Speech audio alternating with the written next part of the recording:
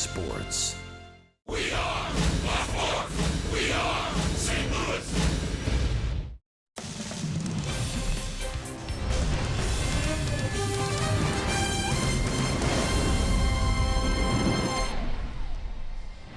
This is St. Louis Cardinals baseball.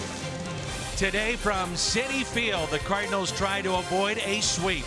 It's the St. Louis Cardinals and the New York Mets Easter Sunday on Fox Sports Midwest. And with Jim Hayes and Tim McCarver, I'm Dan McLaughlin. Welcome to Cardinals baseball. Happy Easter, everybody. Cardinals in desperate need of a win, and they'll turn to Luke Weaver today. A guy who has improved not only hopefully this year in spring training certainly, but last year he won 7 in a row. A guy who showed he belonged last year. Prior to that, not necessarily so for a young pitcher like that, but the Cardinals expecting big things out of Luke Weaver this year. Take a look at some of these numbers. The velocity is up, and with that, the ground ball percentage has been up, the strikeouts as well. So getting dirty, that's the idea with today's Game 3 starter, Luke Weaver. He will face Steven Matz. In the lineup today for the Cardinals, Jose Martinez, Jose in Fuego. Great start for the Cardinal first baseman. Closer look at him when we come back.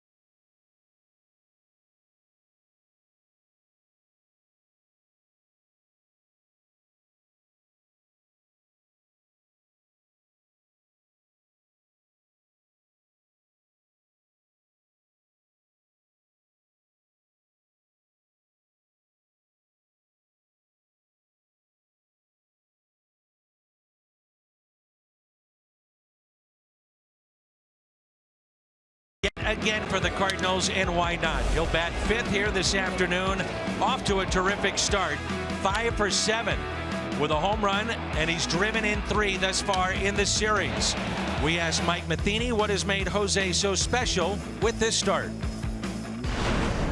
he has a knack. We talk about barreling the ball up. He finds the barrel on a variety of different pitches, up, down. But you have to have just the gift of bat speed and hand-eye coordination, and also the gift of being in a real nice spot, confidence-wise and timing-wise, which all those are clicking for him right now. Jose Martinez has joined Rafael Furcal, the former Cardinals shortstop and former third baseman of the Cardinals, David Freese, with 5 hits in their first 2 games. This is since 2012. Martinez, Furcal, and David Freese. We'll see if it carries over to today. The Cardinals trying to avoid a sweep. Yachty went deep in Game 1. Jordan Hicks was terrific. Cespedes went deep in Game 2. DeGrom shut down the Cardinals. Baseball, Game 3 comes your way next.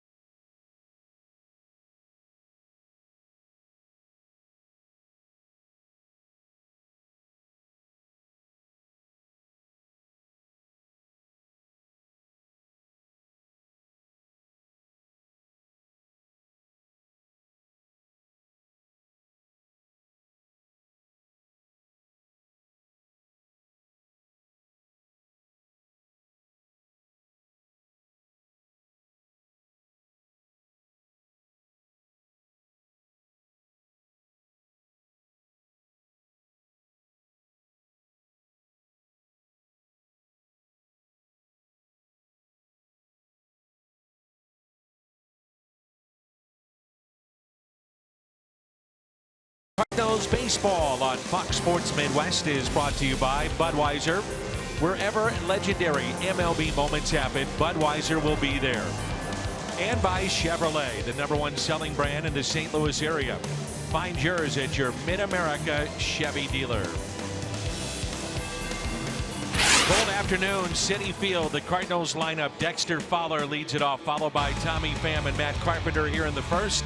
Marcelo Zuna, Jose Martinez, Yadier Molina, Paul DeYoung, Jed Jerko, his first start of the year, and the pitcher batting ninth, Luke Weaver. On the mound, the lefty for the Mets wears number 32, Steven Matz. Steven Matz, unusual in his delivery in that he likes to pitch right-handed batters inside. So look for a lot of inside fastballs to the Cardinal right-handers this afternoon. That's very, very unusual because most left-handers try to establish a way, not Matt's. A look at his Hyundai pitch arsenal. Matz was ready to deliver the first pitch, and then time called by C.B. Buckner right before he threw the first pitch of the game. And we're set to go now.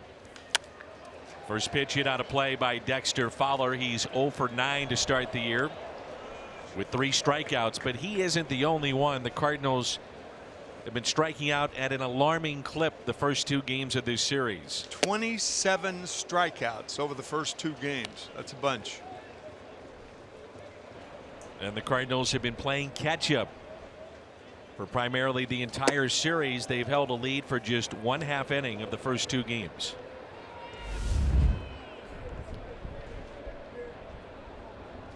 The 2-1 pitch, 2-2.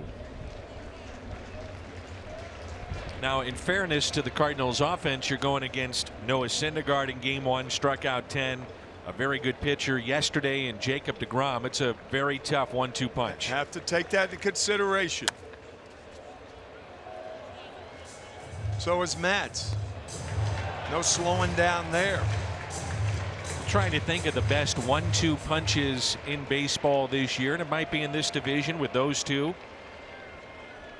Maybe Scherzer and Strasburg, and a pitch on the inside corner and a strikeout of Dexter Fowler. Yep, going right in there. That's 28 strikeouts over 2+ games. And the Cardinals trying to really take control early today. That's the one thing. They have played lackluster ball through the first 3 innings, both from a pitching standpoint and an offensive standpoint, trying to get on the board early. Here's Tommy Pham, and again pitching inside.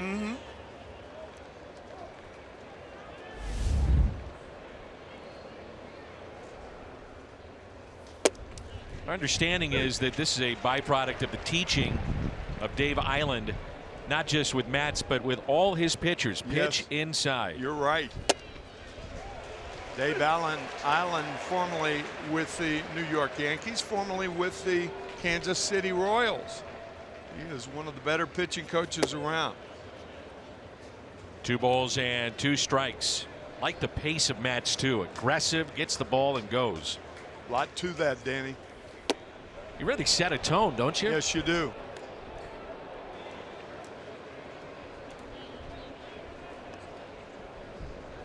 And a 3-2 pitch to Tommy Pham. Taken just a bit high, he draws the walk. Dobbs Tire and Auto Centers around the horn. Defensively, Cespedes, Lagares, and Bruce in the outfield. Frazier, Rosario on the left side of the infield, Cabrera and Flores on the right side, and Kevin Plawecki is behind the plate. This was a real concern at times in spring training for Steven Matz, holding runners on, and his delivery and the pitches would become very erratic. We'll see if that's the case here today.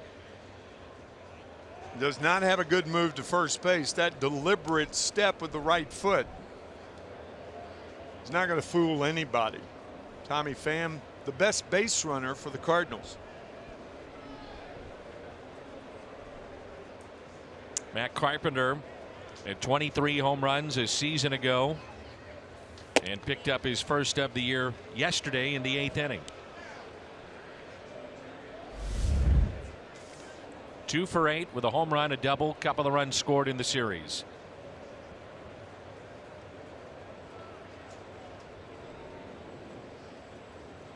Good lead by Pham. Sometimes you're off that far. It's a one-way lead. You're tending to go back to first base. You're off a little farther, but you have no idea about stealing. On the other hand, sometimes you take a lesser lead and you're thinking about running.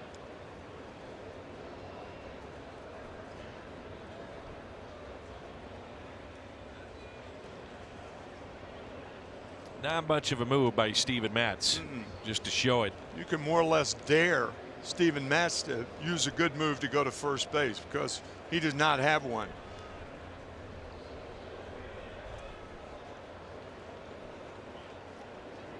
The 1-1 pitch instead. The check of Tommy Pham, a 2020 man a year ago, the first since Reggie Sanders to do that for the Cardinals. 20 home runs, 20 steals. Reggie did that in 2004.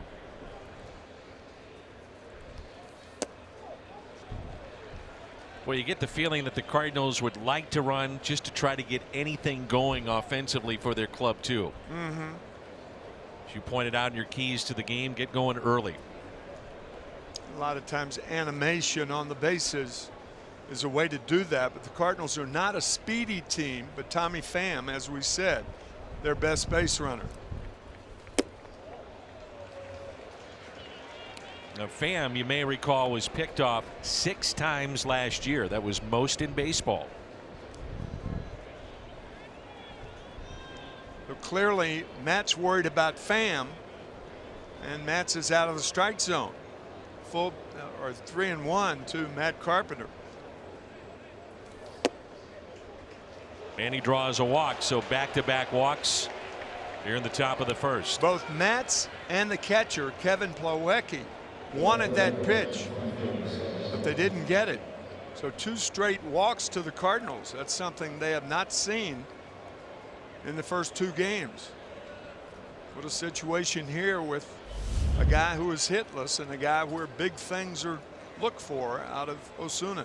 The top 4 in this lineup, Fowler, Pham, the number 3 hitter, and Ozuna, the number 3 hitter being Carpenter, have gone 3 for 32 in this series. Runners at first and second. Looking inside, got it, whiffed through it.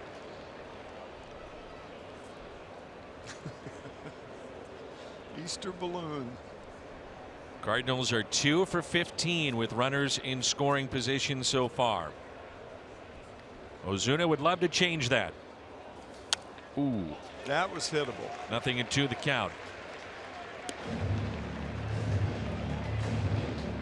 Missouri Lottery Fox Tracks.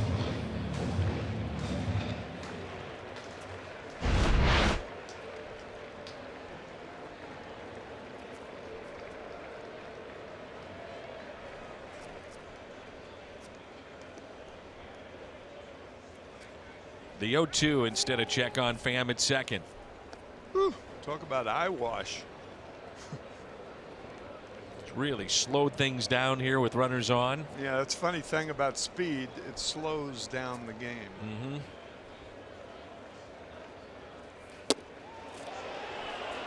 And he went. Strikeout of Ozuna. It's Chris Conroy, the first base umpire. One of the few breaking balls that Matz has thrown, a slider. Osuna frustrations continue. Couldn't hold up. The umpire's view. Still couldn't hold up.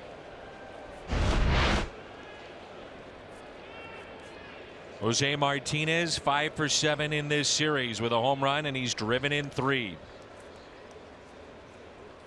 Dating back to last year, he's been on base in 29 straight contests. He has been the Cardinals' offense so far. He has.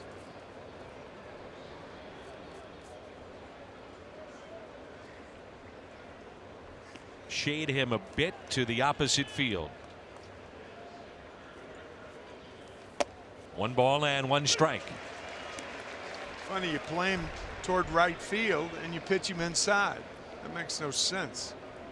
Even though you can't have everything dependent on the outfield and pitch to the outfield, you got to pitch to the hitter's weaknesses.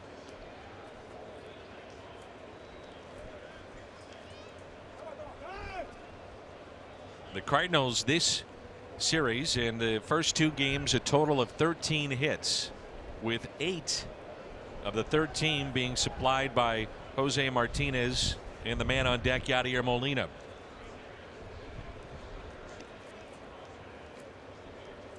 The 1-1.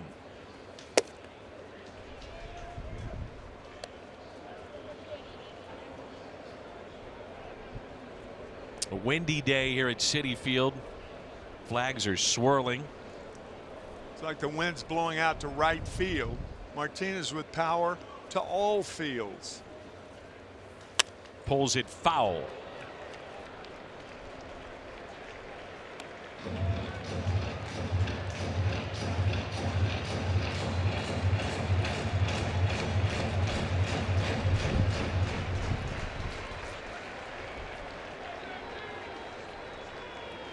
So 8 of the team's 13 total hits, those two. Martinez trying to extend the inning to Molina.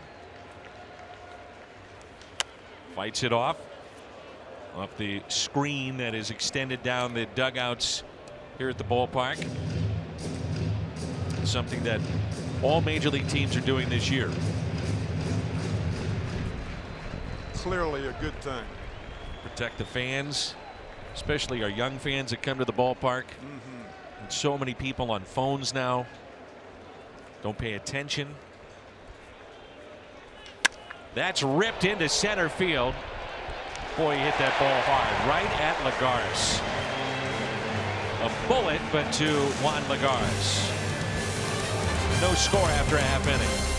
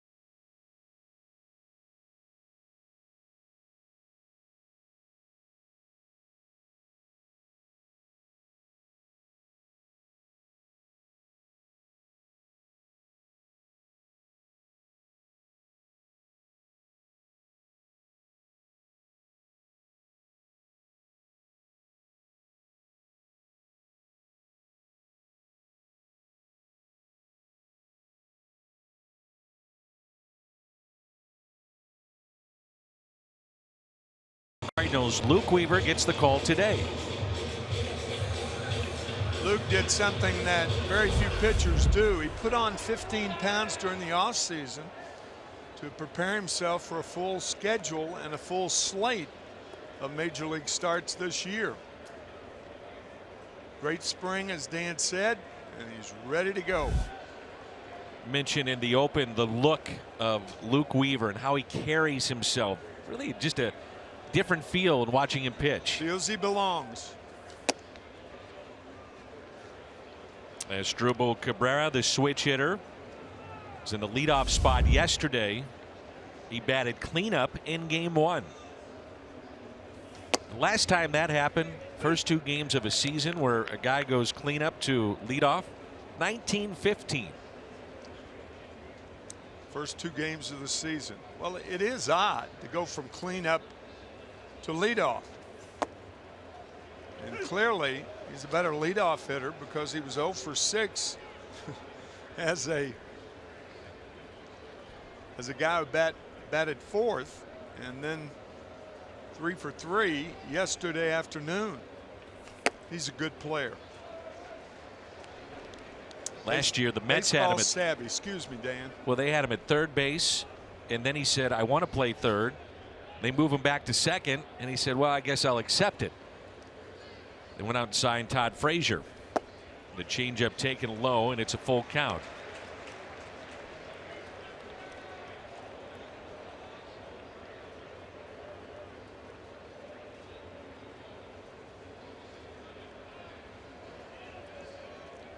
The 3-2 pitch, a changeup, and him out in front. Into shallow right, and Fowler with the catch. The Mets line up with Cabrera, Cespedes, and Jay Bruce here in the first.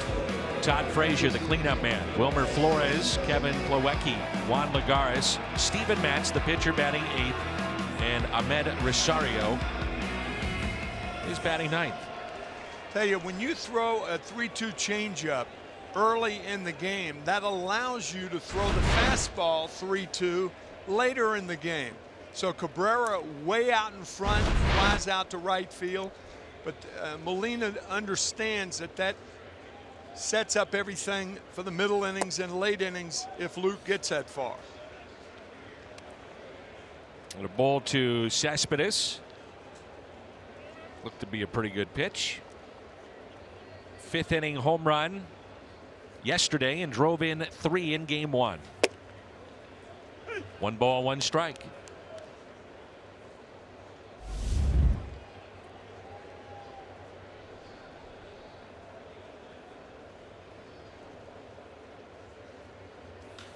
Hit up the middle and a base hit. Dobbs Tire and Auto Centers around the horn. The Cardinals defensively. Ozuna, Pham, and Fowler in the outfield. Jerko, DeYoung, Carpenter, Martinez on the infield, and Yadier Molina is behind the plate. In steps Jay Bruce. You know, Tim, we saw yesterday Tommy Pham cut in front of Marcell Ozuna on a play to make a throw. Runner tagging up, and we find out after the game Ozuna's been dealing with a sore shoulder all the way dating back to last September, and some of that has persisted in spring training and now earlier this year. So that's why we saw that. Cespedes, with that in mind, is not a fast runner, but you take a chance with what happened to Ozuna in this ball game. Anytime a ground ball or base hit to left field, go to third, make him throw you out.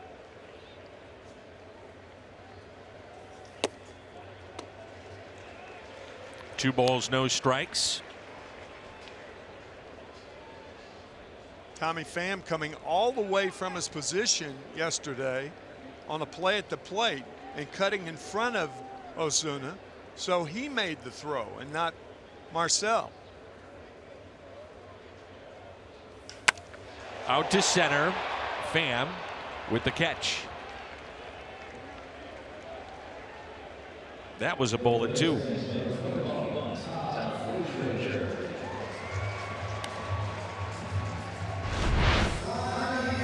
Ball hit right on the button, right at the center fielder, the same way Jose Martinez made the last out in the first inning with 2 on for the Cardinals. There's Todd Frazier.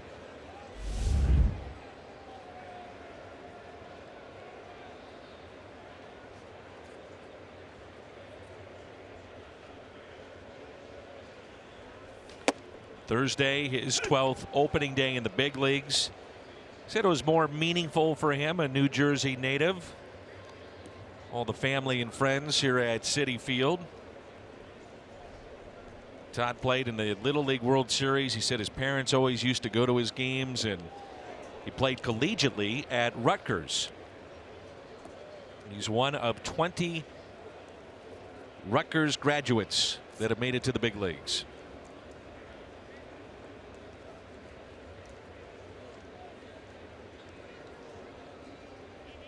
Rutgers is right along exit 8A on the New Jersey Turnpike from New York to Philadelphia. He's been a home run champion at the All-Star game. Had some good seasons with the Reds. Last year with the White Sox and Yankees, 27 home runs.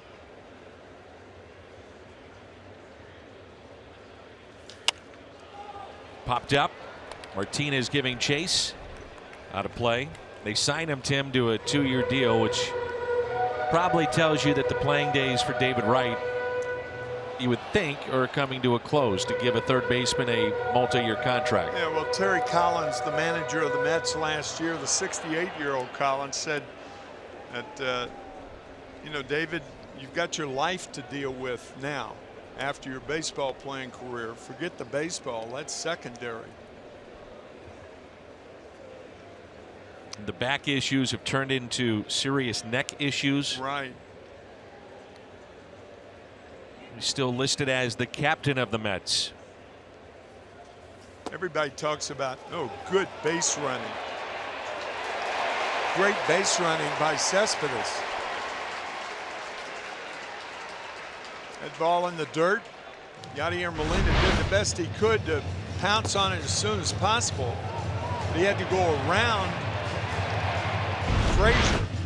Cespedes with a very good play going to second base. But I think that points up the problems that David Wright had and is having. The violence in baseball, the violence at different positions, not only the catching positions, that's renowned, but any of the positions. It's a very violent game.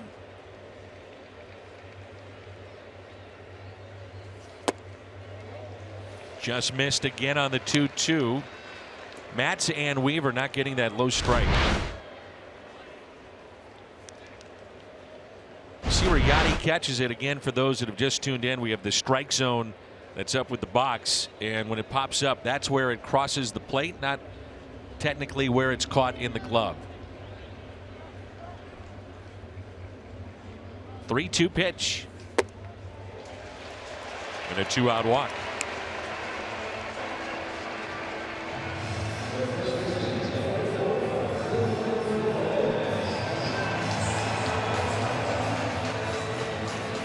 The batter is Wilmer Flores. Adrian Gonzalez on the bench today, along with Brandon Nimmo from the left side. Nimmo was in the original starting lineup for the Mets. 2 outs and 2 on. First breaking ball for Luke Weaver, and a good one.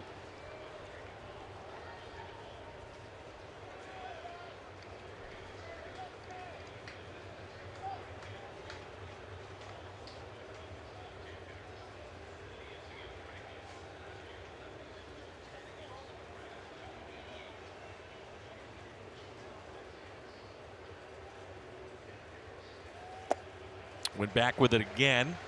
1 ball and 1 strike.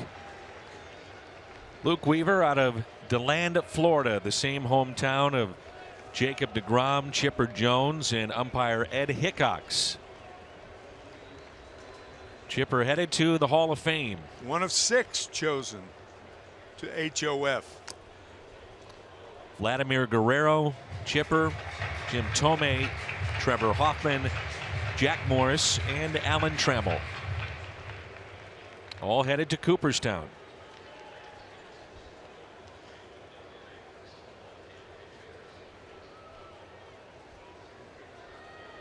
It's a ball and 2 strikes on Wilmer Flores.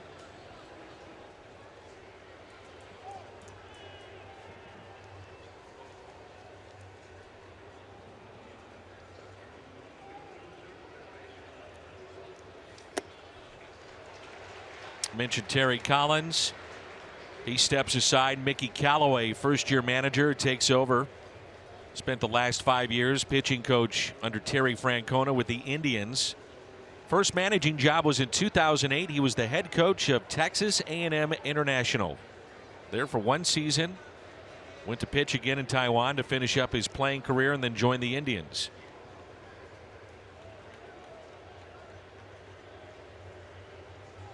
The 2-2. Full count. Runners off with the next pitch. Boy, yet another full count for Luke Weaver. This time with runners running.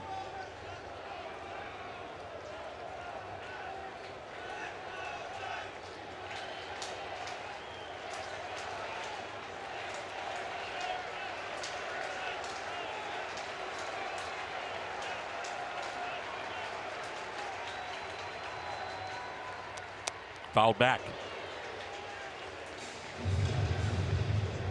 It's Ruben Amaro as the first base coach. Goes from being a GM to back in uniform. Can you think of that ever happening before? I can't. He was a general manager of the Philadelphia Phillies who come into New York for the next 3 games against the Mets. Ruben Amaro Jr., his dad, some baseball player. Glenn Sherlock is the third base coach. Ruben's dad, a longtime shortstop with the Philadelphia Phillies. How about that? You go from being in a suit and tie to dressing out every game and you're on the field. Very unusual. Yep.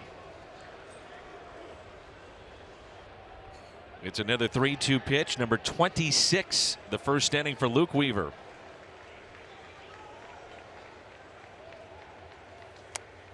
We'll do it again.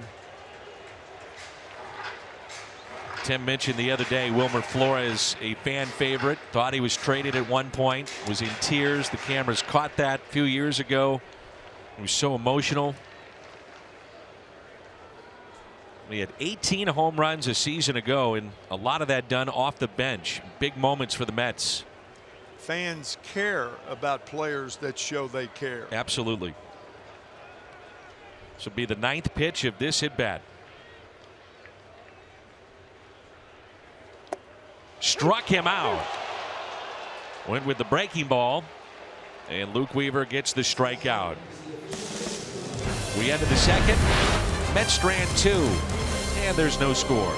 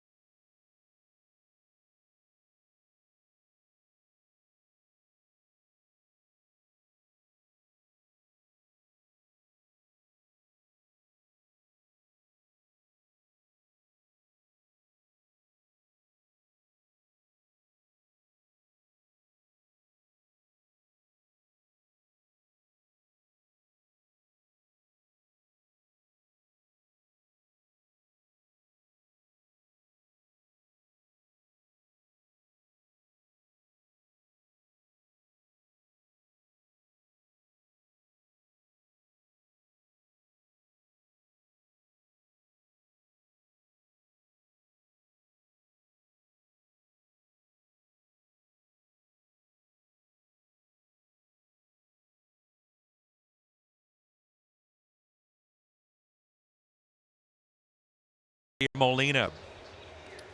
3 hits in the series, including a 2-run homer. That was on opening day against Noah Syndergaard as he put it off the foul pole and left. Opening day in St. Louis will be Thursday.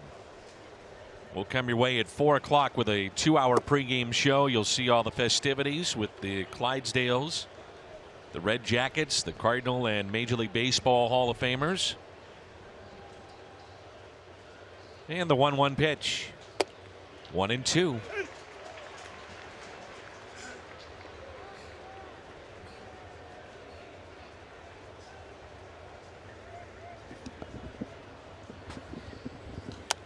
That's fouled back. Watch every out-of-market regular season game live at home, in the office, or on the go. MLB.tv. Visit MLB.tv for details. Here's a 1-2. I did some thinking. Okay. Ruben Amaro goes from being a GM to a first base coach. Remember Dan Jennings? He went from GM of the Marlins to their manager. Yeah. Did that a couple of years ago. Yeah. We see him scouting down in Florida during spring training.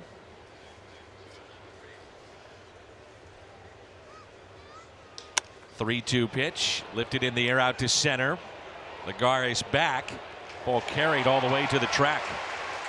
Former Gold Glover, he can track them down with the best of them. Plays a shallow center field, but can go back on the ball very well. Long way to go here.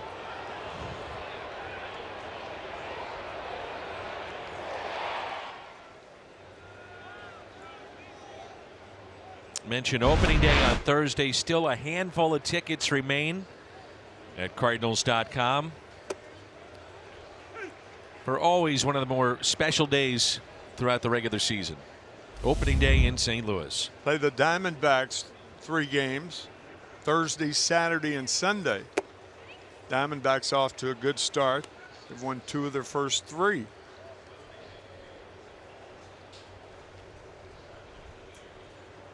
One ball, one strike on Paul DeYoung. Lots happened early, too. How about that Atlanta Phillies series? Huh? Well, if you like pitching changes, you're going to love Gabe Kapler. Oh, my gosh. DeYoung pops it up left side and out of play. He used 21 pitchers, the manager of the Phillies, to get through 28 innings and went to his bullpen when no one was up and throwing.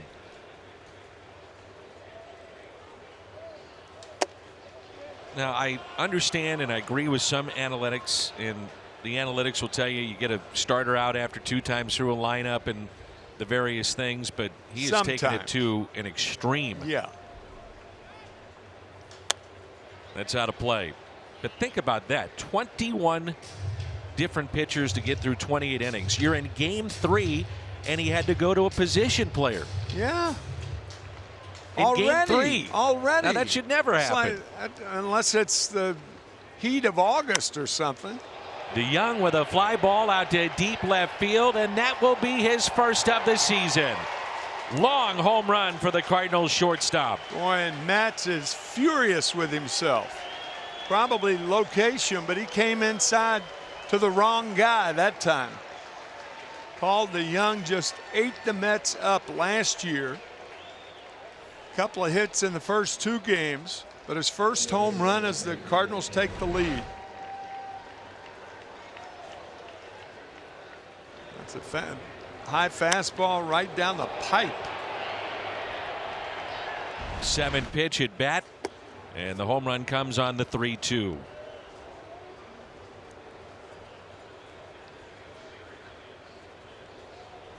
He had 25 home runs in 108 games last year. Paul DeYoung.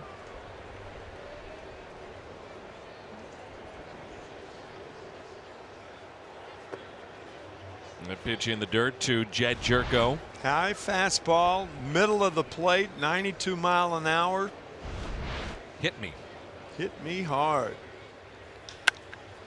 And there's a high fly ball off the bat of Jed Jerko. That'll carry near the track, and the catch made by Jay Bruce.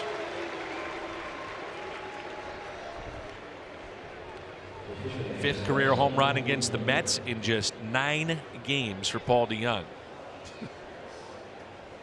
He had the series in St. Louis against the Mets. They could not get him out. Boy, was that fun to watch. Historic. One of the great all-time 3-game series in the history of the Cardinals. And getting back to your point about that game and Gabe Kapler, that's got to be historic, having a position player pitching on the mound in the 3rd game of the season. What is going on to this game? Analytics, and a lot of them. Some good, some bad.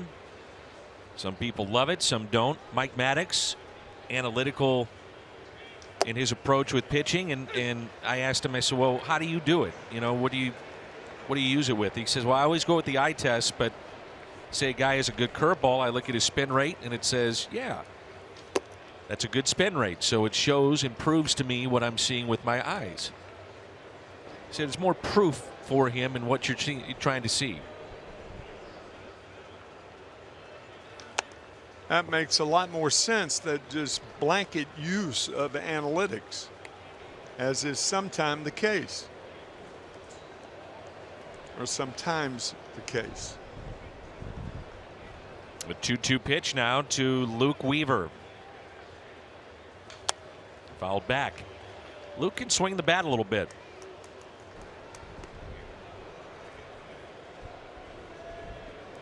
More and more players going with that protective gear on the face.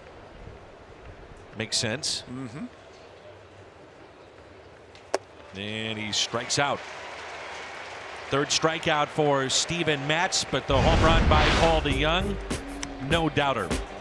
His first of what he hopes is many in 2018. Cardinals on top midway through 2.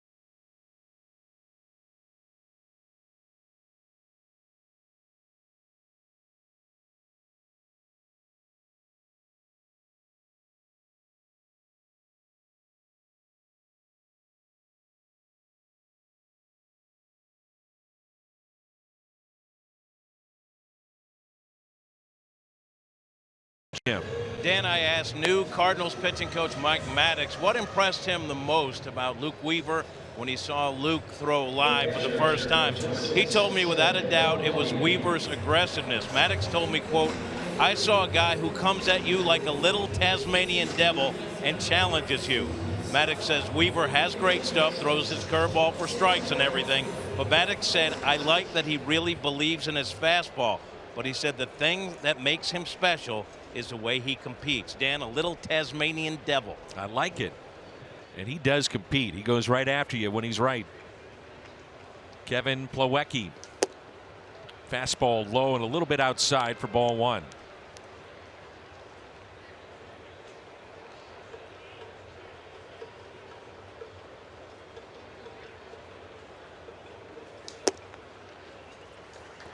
Two and 0.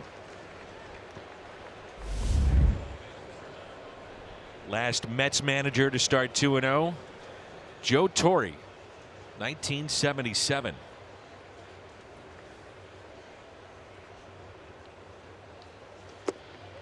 Joe working for Major League Baseball, made the rounds in spring training to explain the speed up rules, if you will, and mound visits. Hear from the players too.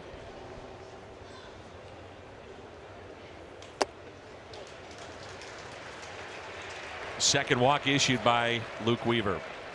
If you can't catch a game on TV, you can stream games live on your mobile device. Download the Fox Sports Go app, log in, stream the Cardinals. It's presented by T-Mobile.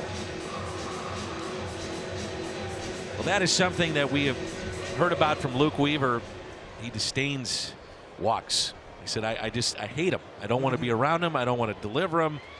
And here he is in his first start having walked 2. The 2 other hitters with 3-2 counts on them. One he got to close out the first inning on the 3-2 slider. Got Wilmer Flores. It's time for that Tasmanian Devil to come out and Luke. Jimmy coming up with that. That's obviously in Tasmania, which is a little island off the southern coast of Australia. I was just waiting for you to give me a little history lesson here. It is. I'd say about due west of Queensland, New Zealand. Is that right? Yes. Just offhand. Nice work. Thank you. Lagares pops it up. Hey, you got to be a little flaky to do this job. I mean, Jim opens it up. First time I've ever heard the term Tasmanian Devil on a telecast, so you got to jump on it. Don't you? Absolutely. Yeah. I'm with you. Yeah, this is Easter, man. Happy Easter to you, too. Happy Easter to you, partner. A chilly day here at Citi Field. Wind is really blowing. I just wonder if that's part of the issue, you know, for a pitcher right now. It's your first start of the year. You're amped up. It's chilly, very windy. You think about the grip of the baseball. It's a pretty good shot there from our esteemed director, Tom Mee. Give you an idea of the wind. It's blowing hard. 2-1 is pulled foul. Throw that baseball out.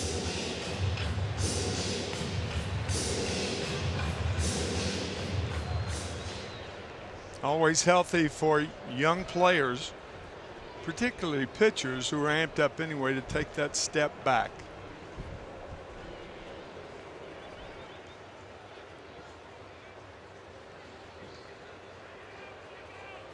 The 2-2 inside. So again, a 3-ball count. Yeah.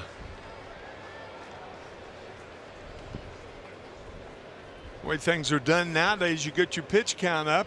Even with a healthy lead, you don't have a chance to go 5. 3-ball counts to 5 of the first 7 hitters today for Luke Weaver.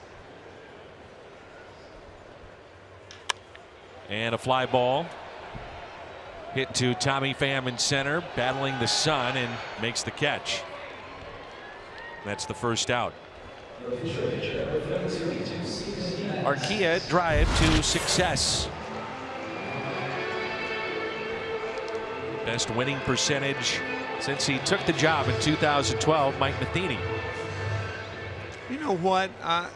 You may see a bunt right here from Matt's batting 8th, but I just thought of this kind of random thinking. Obviously, 5 innings are required by a starting pitcher to have credit for a win. And with, you talk about, you know, the manager of the Phillies using 21 pitchers in 3 games. Why not say 4 innings would give a starting pitcher the win? If you have the lead after 4 and don't relinquish it, or have perhaps the bullpen not relinquishing it. Matz gets the bunt down. Weaver to first, covering. It's Carpenter. I think your point is valid. It's a point, but I mean that's the way baseball is headed. The game is changing, is your point. Yeah. Right. Pitching an inning, For the turning it over to the bullpen. First time since 1954 their starters did not get through 5 innings in the first 2 games. So they weren't going deep. So a lot of A lot of the relievers we have not seen Dominic Leone yet, but everybody else has pitched in this series for the Cardinals. It's the first ground ball out of the game. The sacrifice by Mats.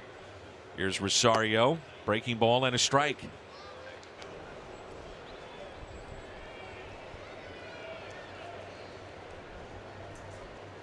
Well, you have to reevaluate how you look at Hall of Famers. 300 game winners. Won't see that. No. Complete games, forget it. 500 home runs used to be an automatic ticket to Cooperstown. Now, as the song goes, it ain't necessarily so. You want to break out in song? No, I don't. You were singing earlier up here in the booth. Yes, I was. It's Easter. You're happy. And a base hit into right field. Rosario ties the game, and it's 1-1. With a man on second and 2 outs, infielders play a step or two deeper than they normally would for on a ball like that to try to knock it down. But Colton Wong he was toward second base thinking that perhaps Plawecki was going to go to third. I think you just forget about it. Shift another 2 steps toward first base. Maybe he'd have a chance. And he's out at first. He's picked off. That? The quick move by Luke Weaver. No argument from the Mets. Rosario ties it up 1-1.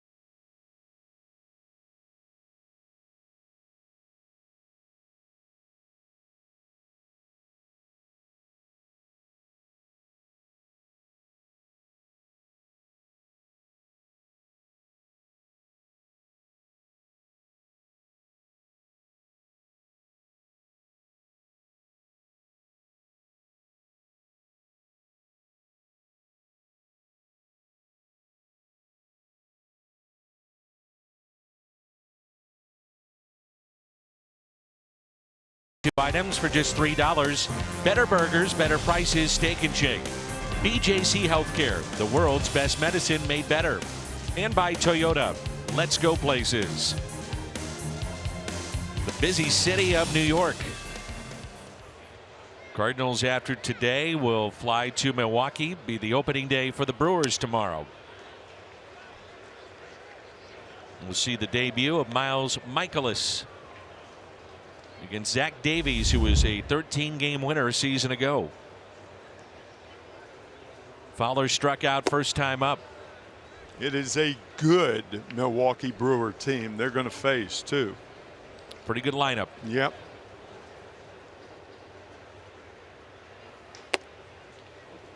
Our friend General Mark Hertling, huge Cardinal fan, St. Louis native, here today representing all veterans as guests of the Mets.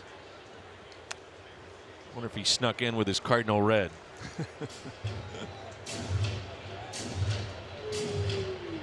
2-2 the count on Fowler.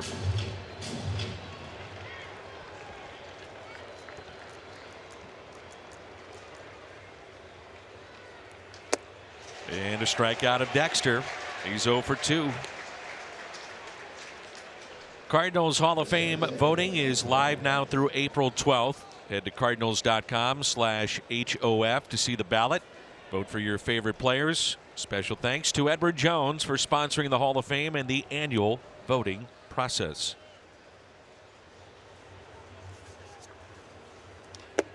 On that ballot is one Keith Hernandez, working in the booth next to us. The Mets broadcast. MVP of 1979.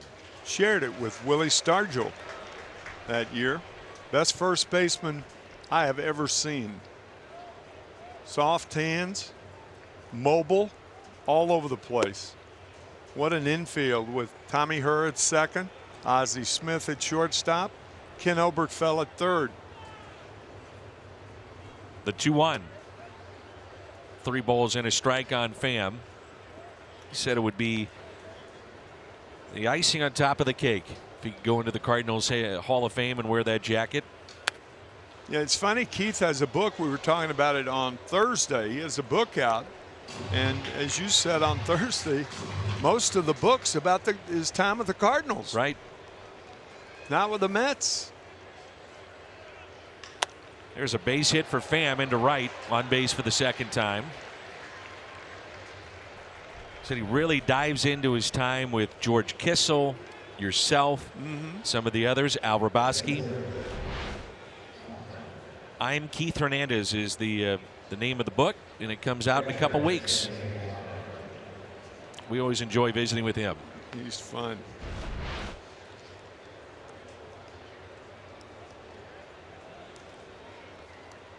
Here's Carpenter, walked back in the first. 3 infielders on the right side, and that pitch taken high.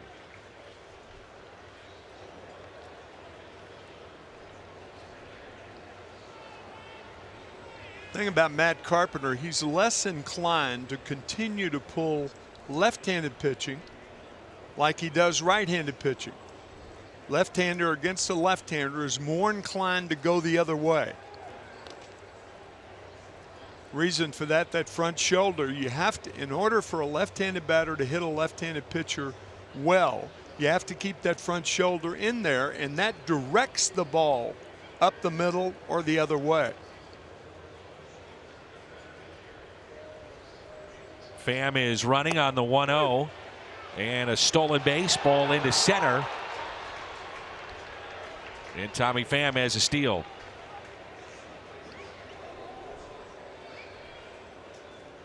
Rosario, the shortstop, gave Tommy Pham the head fake, and I think Tommy went for it. That prevented him from going to third base. He looked back. Rosario would look like he had perhaps the ball, and Tommy looked in center field, and then it was too late. First stolen base of the year.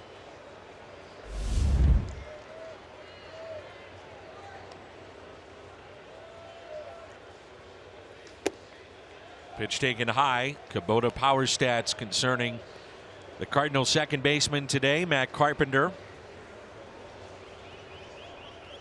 Since 2015, he's led the team in home runs and runs driven in.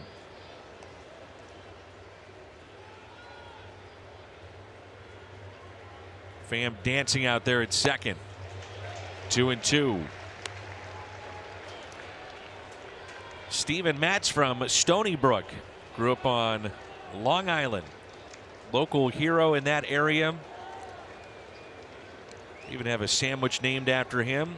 His favorite deli, the Mets. chicken, a little provolone. Goes in there all the time. He's got his own sandwich. Carpenter hits it to the right side. Pham stays put. And that's out number 2. And Pham still standing at second base. Yeah, I don't understand that. Actually, the shortstop, who's playing behind second, there would have been no play, particularly with 1 out, because now there are 2 outs, and it's less important for Tommy to be at third base, but staying at second base, that's odd. Tommy may not have seen that ball real well. There's Marcell Ozuna struck out first time up on a check swing. Still looking for his first Cardinal hit.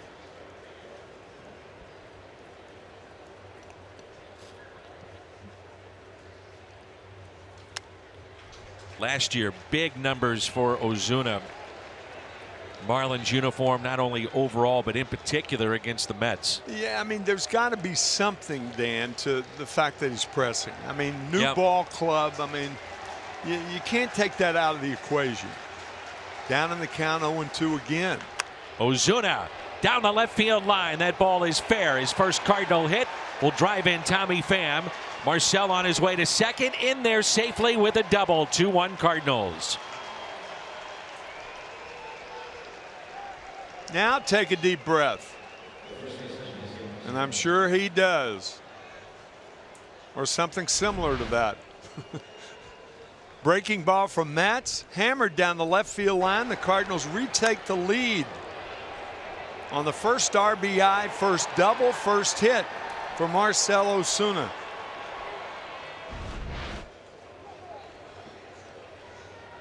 And the top of the lineup, well, 1 through 4, we mentioned their struggles in the first 2 games. 2 walks, runs scored, a single, now an RBI double. And here's Jose Martinez.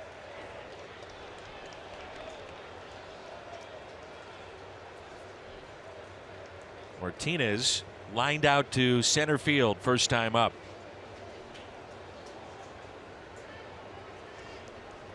Big gap in left center.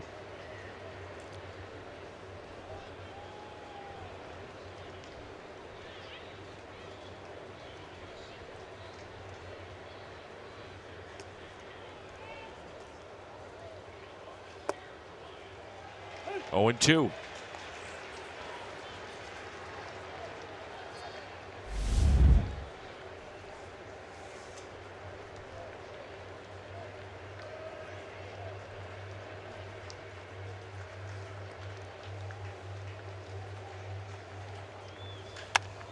Back to Matz, knocks it down, stays with it, and makes the play. A 2-out RBI double from the Cardinal left fielder, Marcell Ozuna. Birds back on top.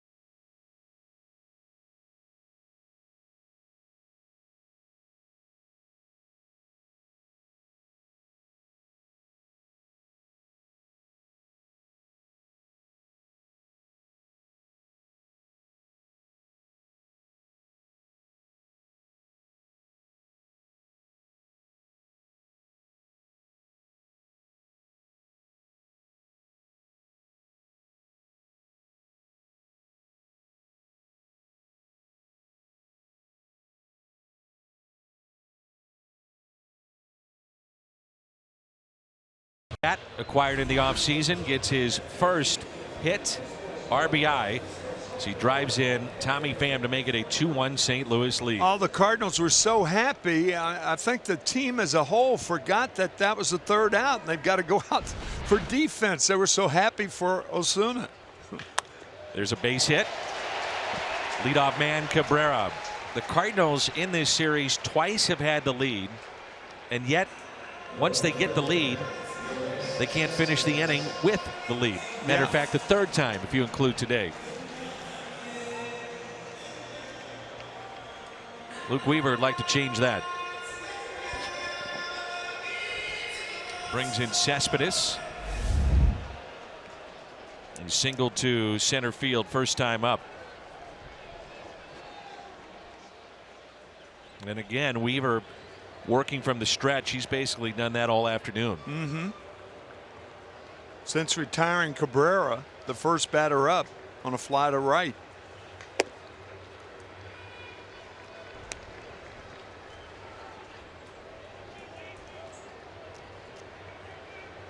Rusty Staub would have celebrated his 74th birthday today.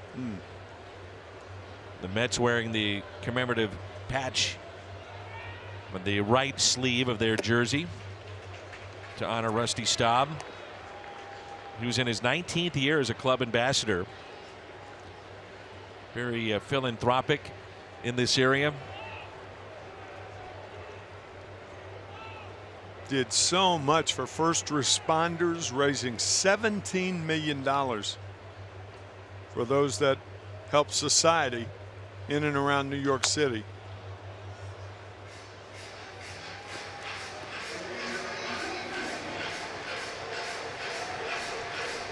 The patch features his autograph in orange against the blue.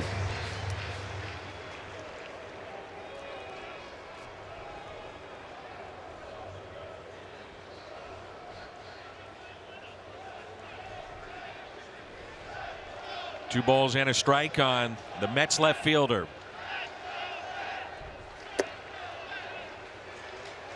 Colors of the Mets, if you didn't know, the blue is from the Dodgers and the orange from the Giants. When they moved west for the opening of the 1958 baseball season, Horace Stoneham, the owner of the Giants, went to San Francisco, and Walter O'Malley of the Dodgers went to LA. Cespedes lifts a fly ball into left center. Catch made by Pham.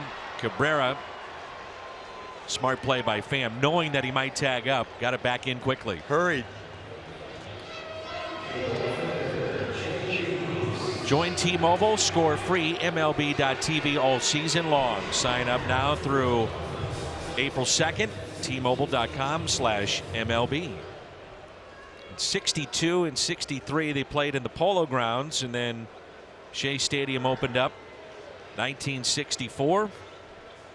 Came down in 2008, and they've been in Citi Field since '09. One out, runner at first, and here is Jay Bruce.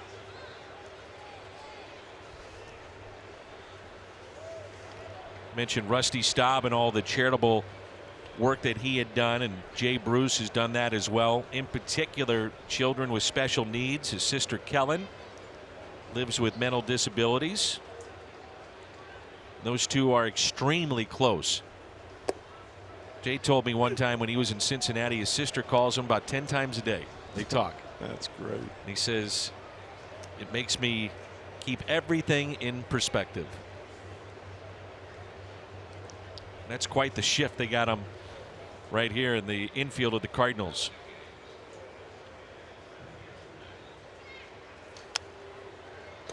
Well, you got to be tempted to drop down a bunt, don't you? It would clearly be a hit. Of course, Matt Carpenter did that yesterday. A perfect bunt down the third base line, fielded by Todd Frazier, and he threw Carpenter out. And Matt didn't get credit for a sacrifice. I still don't understand that play. 1 ball, 2 strikes.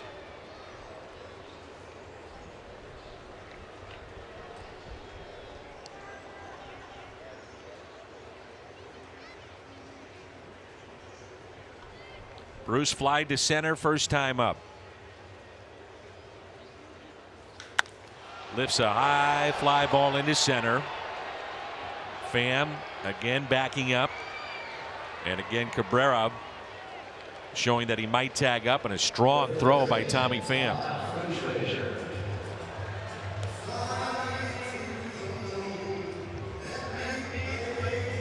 Frazier walked back in the first.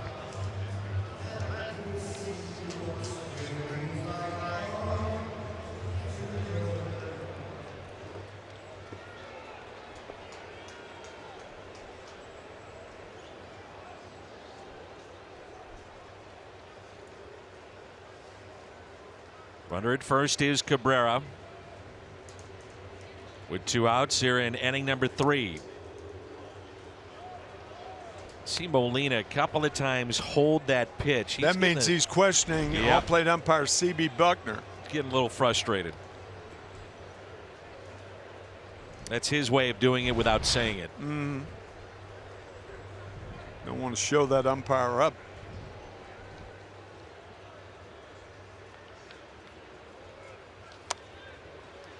One ball and one strike.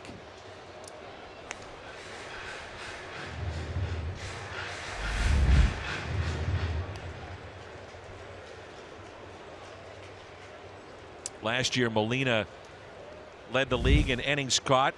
He's now 35. Today is game number 1,717 of his career. It's 4th all-time with one team as a catcher. And he will, barring injury, break that record. Have the most games caught with one team. Rather quickly. Yeah. Probably late June. Yep.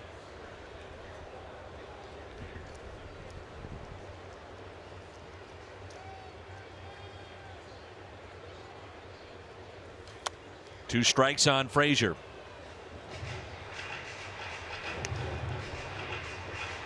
Weaver snapping back at the ball from Molina.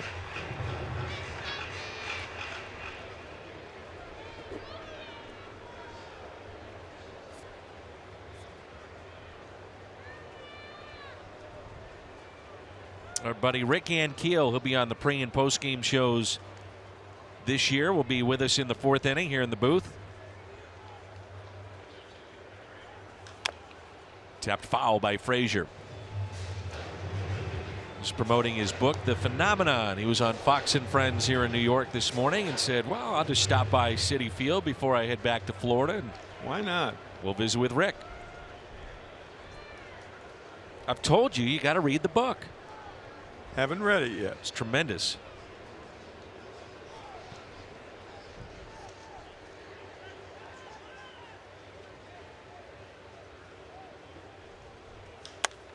Two lifted in the air down the right field line and out of play.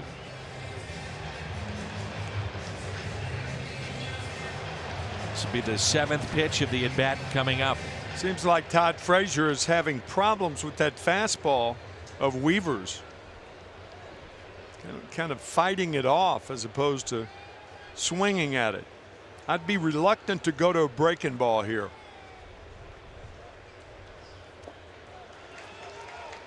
With a changeup.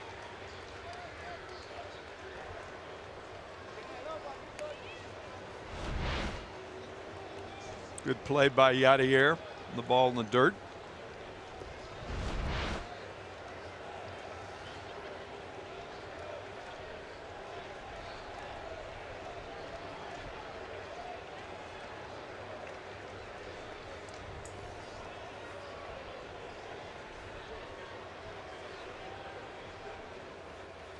Three-two and a late call again. A strikeout of Frazier. The second strikeout for Luke Weaver. Coming up, Yadier Molina. Cardinals have a lead of 2-1.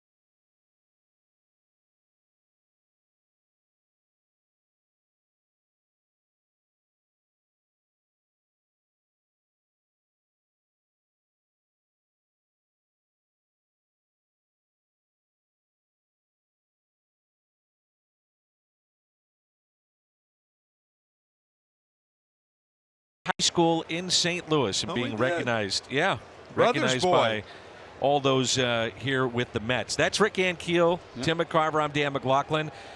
Rick, of course, will be working on the pre- and post-game shows this year on Fox Sports Midwest. And you are in New York promoting your book. Yes. Came on in and did Fox and Friends this morning, which was interesting. Fun to be in the big network building and see how they run things in there. You were just in and out, though, huh? I was in and out. It was quick. I got a little shot of the Easter egg bunny and a few kids painting some eggs, and I was out. Here's Yadier Molina. The book, The Phenomenon, has been out, though, for a while, but now it's coming back out in paperback. Correct. They're going to release the paperback this week, so kind of a little mini media tour again, just letting people know that that's coming out and spreading the word. You are a New York Times bestseller, are you not? I am. Thank you. Congratulations. Thanks. I've been telling you to read the book. I just haven't gotten around to it I know. yet, Danny. Go, ball. Just take it away, Rick. He gone. Rick with the call of the home run. Yadier Molina goes deep. His second home run in this series, and the second home run today by the Cardinals, and they have a 3-1 lead. Of all the pitches to Yadier Molina, that is his long ball, that ball down and in. Huh, Rick? Yep. You know, sometimes, too, I think he has the ability to understand when other fans boo you, it's a sign of respect. And I really think that puts him into another zone. Mm-hmm. What was it like playing with this guy? We would consider will probably be a future Hall of Famer. Oh, he's the best. There's no question. I've never played with any other catcher that could run a game like he could and pay attention to so many things at once. There's guys, when guys get on second, they forget to relay the sign to the outfielder or the infielder. But no matter if there was bases loaded, guys on scoring position, wherever they were, he has the ability to slow the game down and be in control of everything. Here's Paul DeYoung, who homered back in the second inning. What was the response to your book, just nationwide? What was it like? It was great, overwhelming. Just a lot of responses from people saying they were inspired, and you know, really that was one of the driving forces. I remember when I was going through the yips and the throwing stuff, I really couldn't find literature on it, but I read a book by Lance Armstrong, and I felt like, you know, he's dealing with this cancer that could possibly be life-threatening, and I'm dealing with something, it may end my career, but it's not life-threatening. So I felt like if I could inspire one person the way that book inspired me at the time, then it would be worth it. Was it difficult to write a book of that type, Rick? It was, and people came to me and I had offers while I was still playing, and quite frankly, I wouldn't have been able to open up like I did until I was done playing. But you know, there's a lot of personal stuff in there too that's hard to go through, and I really had to check with my mom and make sure that she was going to be okay with it, and some of the personal things that she was going to have to relive and go through. And once I got that okay from her, like I said, just understanding that I can help other people going through the ups and downs of life that we all go through and some tough times, then I knew it'd be worth it, and it was. It's hard to write a book. Yeah, it's tough. You've written, Tim, how many? 5. It's hard. Not really easy. Hard. Yeah. The thing I found to be the hardest part of it was really going back and rereading when you start writing the chapters and 1, 2, you start getting into it. It's just rereading the material over and over and trying to be meticulous about what's being said and making sure that that's what you're trying to say. And it feels like you're reading the same thing so many times. It becomes hard. Was it therapeutic, though, to do it? Very. And I didn't know that was going to happen. I felt like I had already talked about this enough and gotten it out of the way. But, as much as the book, I think doing the interviews about it too, and really just opening up and talking about it again, it really just, it helped. It put me in a better place. I talked to Tony La Russa about 2 weeks ago, and we talked about you. And he said, I had no idea, none, of what you were going through, meaning Rick Ankiel. He said, obviously, we could see it on the field. He was struggling, but I had no idea to what extent. This could be 2 off the bat of Jerko, and it's a double play. I'm sure you've gotten that response from former teammates and those that you were associated with the Cardinals back then. Yeah, and I was a tough person to be around back then. I was guarded. I didn't let people get next to me, and for my own reasons. And I think the book really opened other people's eyes to be like, wow, like you said, Tony, I had no idea, and it's created a better relationship with people I know, including yourself. Absolutely. Here's Luke Weaver after the double play. He taps that foul. It's such an honest approach, and I guess if you're going to write a book like that, you've got to be more than anything else honest. Yep.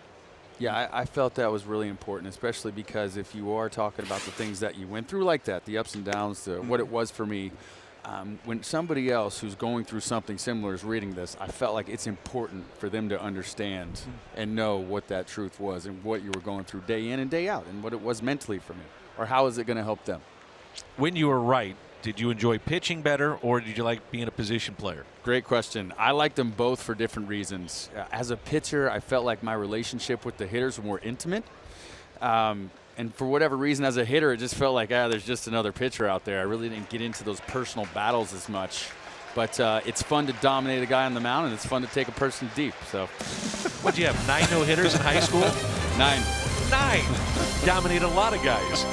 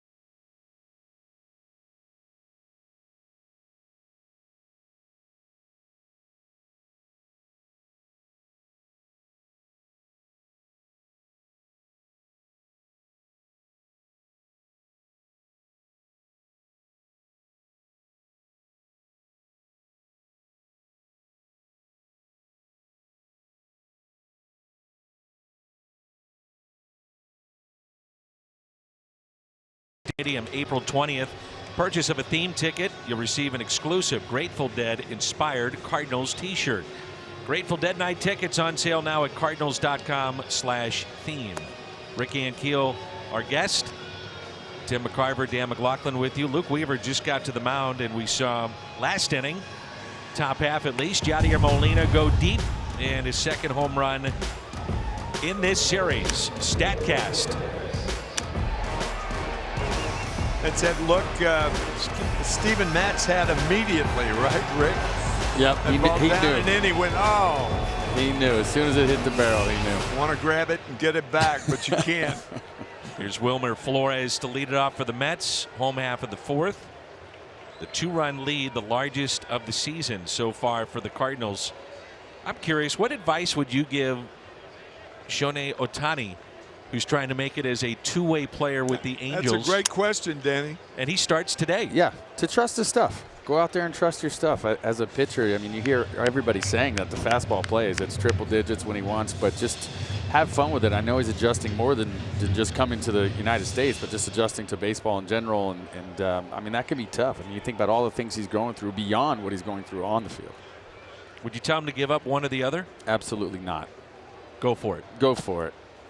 Why not? I always felt like I didn't do them both at the same time, but I felt like if I was given the opportunity that I could have physically. I don't agree with all the people that say that it can't be done. I think that they're wrong, especially in today's game where you have the pitchers only going basically 5 innings. They're not going through that third time in the lineup. This guy's already done it at a high level. I think the biggest thing is asking him what he wants to do, which they are, right? The Angels are going to go with the 6-man rotation. They're going to let him not do exactly the same recipe he used in Japan. Physically, it can be done. It's just a matter of adjusting and letting him go through his slumps and taking the time. It would be a situation also where Mike Scioscia, the manager of the Angels, would not need a designated hitter. He could save a guy on the bench, use Ohtani as a hitter in the lineup. Yeah, he certainly could. But when you go back and look at Ohtani, when he played in Japan, he didn't hit the days he pitched. Right. He played the next day. That's right. And he took the day off before, which is what they're going to try and do. Here's a 1-2 pitch. I'm excited to see it. I think this is so great for the game of baseball when you're talking about young kids looking up to people that role models, and they say, well, I want to be this guy. He's playing both. This just grows the game in so many ways. Yeah. I'm excited to watch him. I think it's going to be fun. The 2-2. And a swing and a miss. I know Luke Weaver, we were doing games in spring. You think that this guy is special. I do, absolutely. I think when you take a look at what he can do, to me the changeup is the best pitch in baseball when you have a good one. He certainly has a really good one. But when you talk about his ability to create rise on the fastball, which he has, and now that guys are going to be able to pitch in the top of the zone because we're talking about launch angle, when he puts all these things together and really gets that third pitch, the slider, the curveball, better than it is, I think, the sky is the limit for him. It's a good combo because it's up with the fastball and down with the changeup. Yep. The eye level of the hitter is going up and down, up and down. Very effective. Very effective. As you know. And I think he's just able to, even at this young age, he's so good at locating, his fastball and all that. When you go back to talk somebody else that was young and could do that, a lot of people bring up Dwight Gooden. They're like, didn't just have stuff, but he could locate his fastball in all four corners of the zone. And I feel like when Luke Weaver gets to that point, which he already is with the fastball, but he has the other stuff too. The sky is the limit. We just saw the catch made by Fowler. He shifts from center to right. You played all three outfield positions. What's the biggest adjustment he has to make in right field? Well, one is making sure that those balls right at you, that you start to move towards the line. Rule of thumb, the ball always moves towards the line. If a lefty hits it, it's hooking. If a righty hits it, it's slicing. In center field, your reads are truer, right? Ball straight at you. Typically stay straight. And then other than that, he's played outfield for so long. I think he's going to be fine. I think the adjustment's going to be fine. It'll make his arm stronger because you're going to have shorter throws. Right. And so far it's worked out well. 1 strike on Juan Lagares, former Gold Glover in center. You played here for the Mets. Tough town, easy town. It can be a tough town if you let it, but I think you take what you're given and understand that you can throw a no-hitter one week and the next week you go out and give up 4 in the first and they're going to boo you. So you take what you're given. It's okay. You understand it's not personal. It's just what they do. 3-1 our score. Rick Ankiel, our guest. The 2-1 pitch. Now 2-2. You'll be on the pregame tomorrow, right? Yes. So you're heading out tonight back to St. Louis. Yep. Leave from here, fly into St. Louis. Might as well just take you to Milwaukee with us. I thought about it. Lagares, little bouncer up the middle. Nice play by Carpenter and safe at first. I thought he was out. Cardinals, I'm sure, will take a long look at it. Jose Martinez, I think, was trying to sell that, and if he stretches, he's probably out. You don't need. Well, if he cheats, he's probably out. And the thing I think is, if he comes off the bag, because if you stay on the bag, you're not going to get the call. No, it's replay.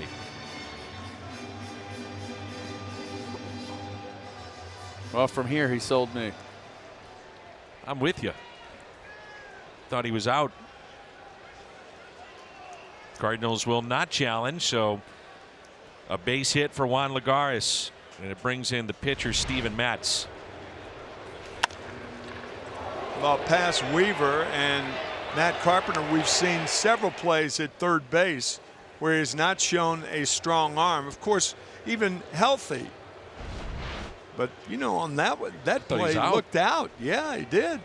Here's Adrian Gonzalez to pinch hit for Matz. Were you most proud of, Rick, coming up as a young kid? You were, 20 when you made your debut in Montreal? Or were you more proud about coming back and then hitting that home run against the Padres? It's one of those things that I think I got to say both, because my dream as a little kid was always to come up and be in big leaguer, and I got to live it that day in Montreal. And then, the redemptionness of coming back after what I went through and coming back as an outfielder and hitting that home run the first day. they're equal. There's no way to take one away from the other. When I look back at my career in those moments, you know, they're 1 and 2, and it just depends on what day it is. You know what I mean? Got to show your kids the YouTube highlights of your throws in Colorado. I've tried. They're not interested yet. They're like, yeah, whatever. They will be. I'm going outside to play. Are you coming? I got you. You're just dad. Exactly. That was Seawald throwing in the pen for the Mets. The strike on Adrian Gonzalez. Big inning here for us to shut them down. It'll be 2 innings in a row where we scored a run and not let them get one to keep the momentum going. Gonzalez started the first 2 games of this series. Longtime Dodger, Padre. Played a bit with the Red Sox, Florida, and the Rangers. Well traveled for a #1 overall pick. The book again, The Phenomenon, and it can be had with the paperback or downloaded wherever major books are sold. Never thought I'd be saying Ricky and Keel author and New York Times bestseller, but here we go. Can't say I imagined that either. I bet. But it's fun. The check swing did not go. And you're enjoying the TV work too. I'm loving it. Absolutely loving it. So, Tim, you've wrote 5 books. I've written 5 books, yeah. Is there a 6th? No. No. It's too difficult. I'm not kidding you, and that's the reason I would never write another book. It's too hard. Yep. What about you? A sequel? Right now, I would say no, but you know, I'll never say never after the direction my life has went. Well, regardless of what people say, I'll tell you, it was bold and very brave of you to write the type of book about your life and about your inner life and all of the things and how tough it was, and you are to be commended, my friend. Thank you. I appreciate that. You're welcome. Play behind the runner on the 3-2. And he doesn't chase. So that'll be the 3rd walk issued by Weaver. And Ahmed Rosario be the batter, and here's Mike Maddox with a visit. I bet you hear from all kinds of people, not just in sports, but in general, of people that you probably have helped. Yeah, you know, that's been the fascinating part is hearing people from different walks of life saying that they went through the exact same thing. And I've had announcers, for one, now that we're up here, writers, mental blocks, and different things. When you start to talk to them and you talk about the things that you go through mentally and how it consumes you, you start to realize how similar they are. You don't have to be just an athlete to go through something like this. Runners at first and second. Rosario, a base hit with 2 outs back in the second. Picked up an RBI that scored Plawecki, and then he was picked off. Now, I know it's worked for them so far, but Tim, are you a fan of the pitcher hitting 8th? No, I'm not. No redeeming factor from my standpoint. And a ground ball hit to Carpenter. Well, that was pretty simply put by Tim. Unless it were you, and then I'd hit you 4th. See you tomorrow, Rick. Thanks. Thank you, guys.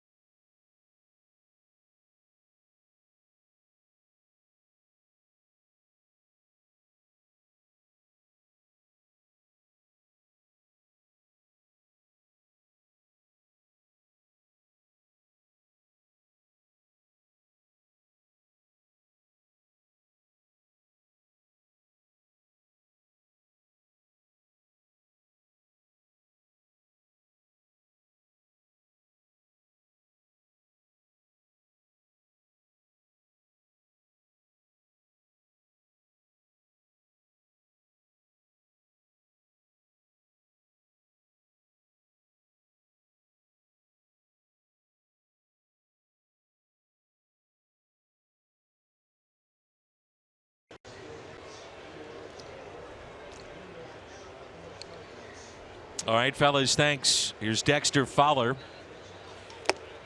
There's Chevy pitching change. Right-hander Paul Sewald was a rookie a season ago. Had 69 strikeouts in 65 1/3. As Fowler is still looking for his first hit, 0 for 2 with a couple of strikeouts. Yeah, last August, the Mets sent Curtis Granderson to the Dodgers and picked up Paul Sewald. And that's pulled to first baseman Wilmer Flores for the out. It was great to have Ricky and Keel in the booth. That was fun. And I agree with you. You got to bat him fourth. Pitching or in the outfield. Got to bat him fourth, but more importantly, I mean, to do what he did, and I know it was therapeutic for him and all of those things, but it also was a brave endeavor. No doubt.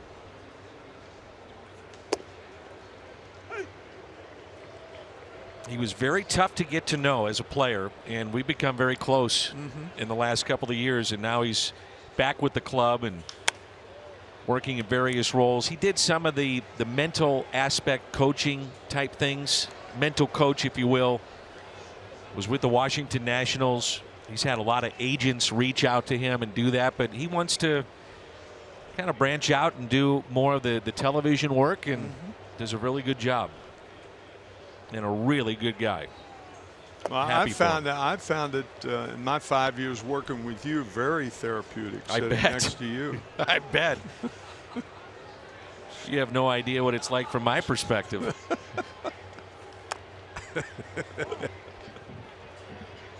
Hey, get Ann Keel back in here. Tim needs a couple innings off.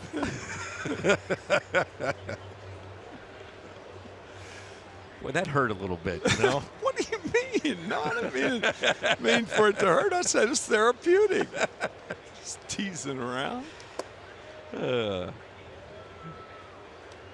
Pretty good slider from Sewald. It's the first time I've seen him, but he looks like he'd be more effective against right-handed batters because he drops down on that slider. The 2-2 to Tommy Pham. There it is again, and doesn't get the call. C.B. Buckner, the home plate umpire.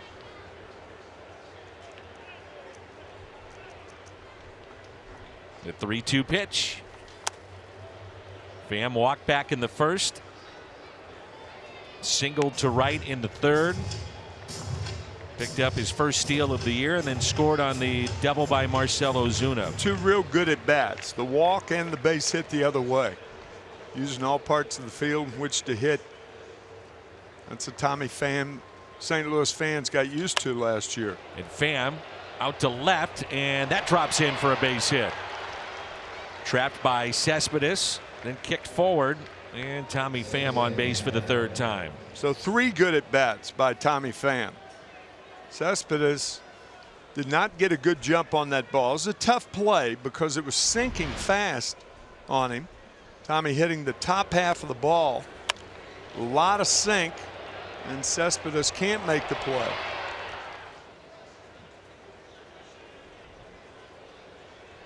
How big that glove is that he uses. There's Carpenter, grounded into the shift, and also walked. All the Cardinal hits today have been with 2 strikes, all 5. A shift on here for Carpenter, so we'll see if Tommy Pham wants to do some running.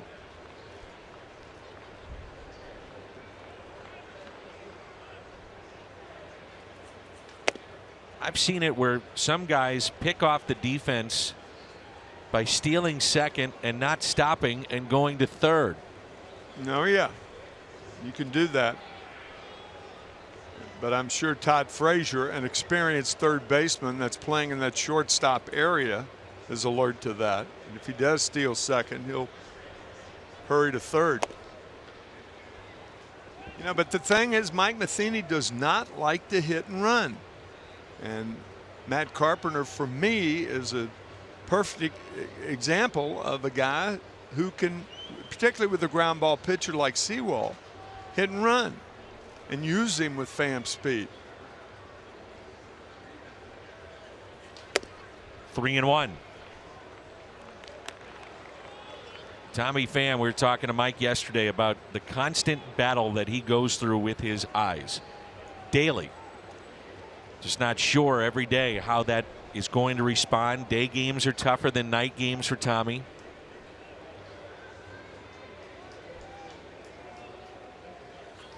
And he draws a walk. Carpenter does.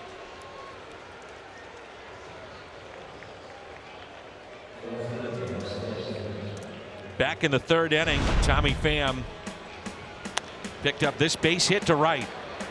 Then the steal. And driven in with 2 outs by Marcell Ozuna, his first Cardinal hit and RBI.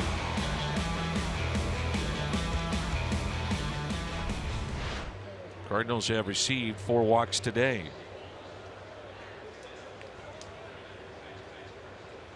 Runners at first and second.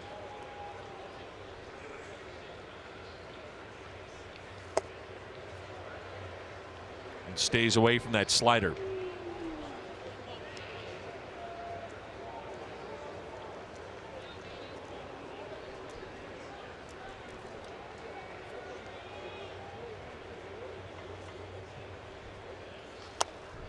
One ball and 1 strike. It's one of the toughest pitches to hit in the game, a backup slider. You see the spin on it, you think it's going to be away, and you take the away approach, and it eats you up on the handle. Tough pitch.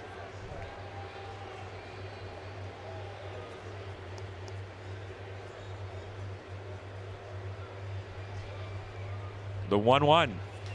You might say, if it's such a tough pitch, why don't more pitchers throw it? Well, it's an accident pitch. It's a pitch thrown accidentally. A pitcher gets under it just a tad, and the ball kind of backs up on the hitter, right-hander from right-hander.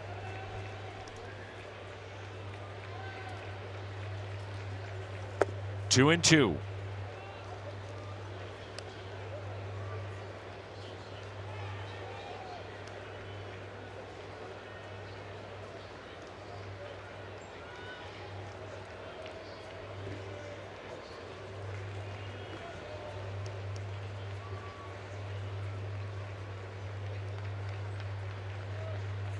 Ozuna rips it foul. Boy, he's got quick hands, doesn't he, Tim? Yeah, that was a hanger right there. No backup or anything like that. That was a hanger. Watch it just sit there for Ozuna. But foul.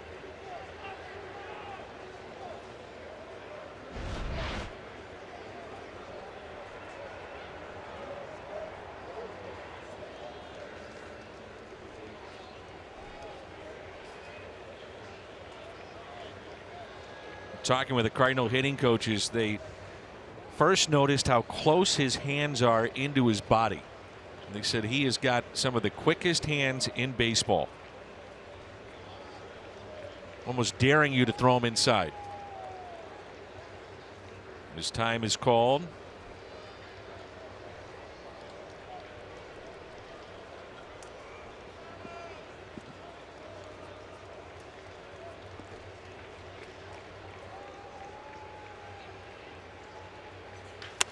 And a base hit into left field. Pham being waved in. Cespedes, his throw offline. Marcell Ozuna is driven in 2. And it's 4-1 Cardinals. There's that slider again. We'll show you how he got there. As Dan said, second RBI. A single and a double now from Marcell. Slider misses. Slider that was hit hard. The fastball for a strike. Another slider.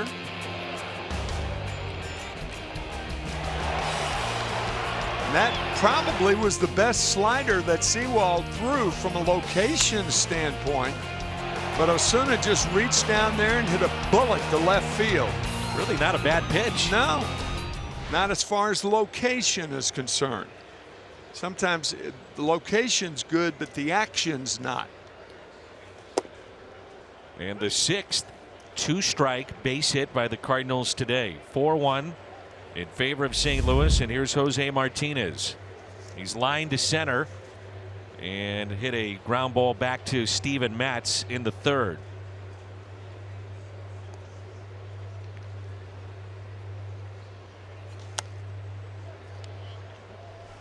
No balls and 2 strikes.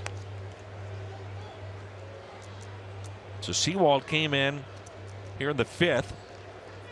Fowler grounded to first. Walked to, or rather, base hit for Tommy Pham. Then the walk by Carpenter. Ozuna, the base hit. And now 0-2 on Martinez.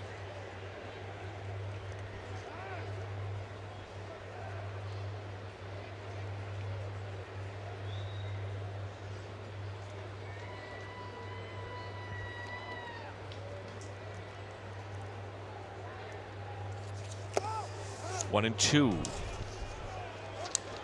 Ooh, it did hit him. So it hits Martinez, and the bases will be loaded.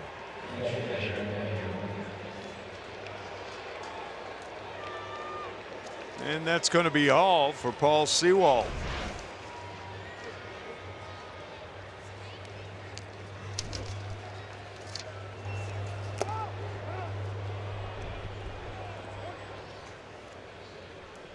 Rough outing for the right-hander of the Mets, and the Cardinals with a chance to blow it open here. Well, they're going to take a look at this to see if it indeed did hit Martinez. I don't see how you can tell. You almost have to go on the listening of the home plate umpire. You hear that little tick just like when it hits wood, but there's obviously a difference when it hits either that protective stuff or the bat. There's a big difference. Looks like it may have hit him in the right hand, and he called it immediately, and he's the only guy who can make that call. I don't know how they're, how or why that they're looking at it to confirm it. But it did indeed hit him. It should be a manager challenge charged to the Mets. Absolutely. And so nobody was up in their pen, and that's why we saw Mickey Callaway hop out of their dugout. Regardless, now bases loaded with 1 out.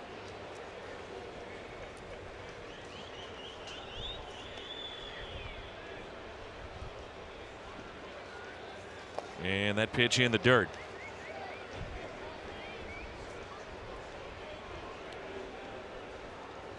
Home run by Molina.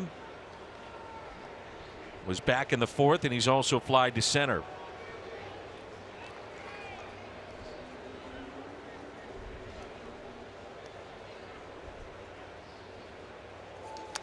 Ooh, right on that pitch. Fouled back. 1 ball, 1 strike.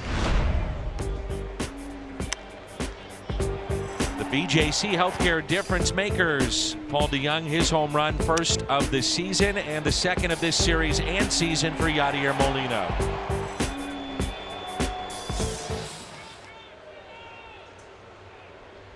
The 1-1. Sometimes see that late swing from Molina. And again, we talk about it so much, but trying to shoot the ball to right field. Yeah, he's a free swinger. That's the thing about Yadi. Yadi's not up there to walk. That ball out of the strike zone, but I think he's almost got a natural right field swing on pitches like that. The 1-2. Good play by Plawecki to keep it in front. 2-2. It's a big pitch here to Molina.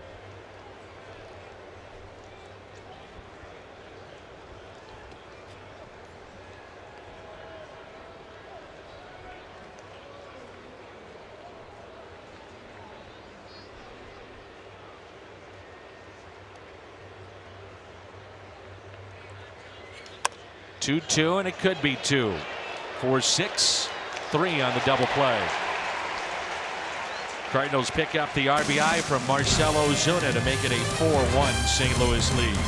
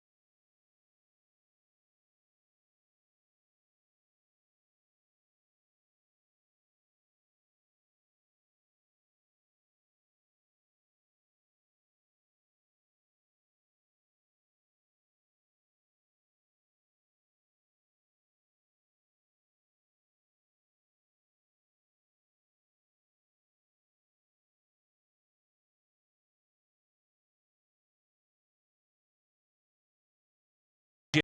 Danny, I'm not sure there's anyone more excited to make his Cardinals debut than Miles Michaelis. Michaelis, who pitched in Japan the last 3 seasons, will start tomorrow in Milwaukee. He told me, "I'm really excited to start this new chapter officially." Michaelis struggled badly through his first couple of starts at spring training. Cardinal fans who weren't familiar with Michaelis might have panicked just a bit, but not Miles. He told me that's what spring training is for, to work some things out. He told me the problem in those couple starts was simple. He said, "It was my desire to impress. Maybe I was too excited. I kind of lost my location, especially on my breaking pitches."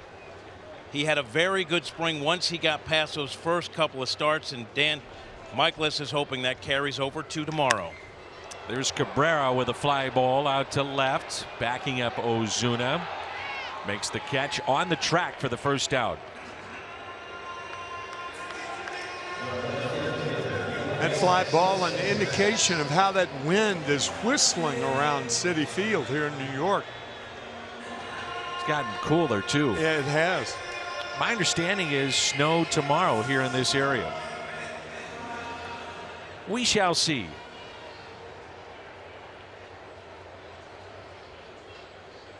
There's Cespedes, who is single to center and also flied to center. 1 for 2 today.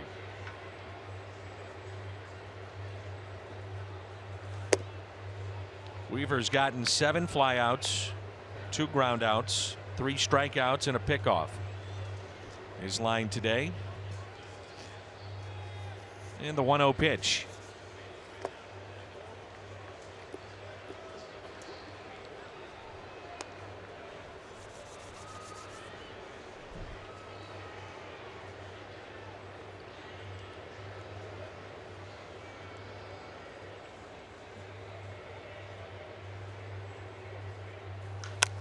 And the 2-0.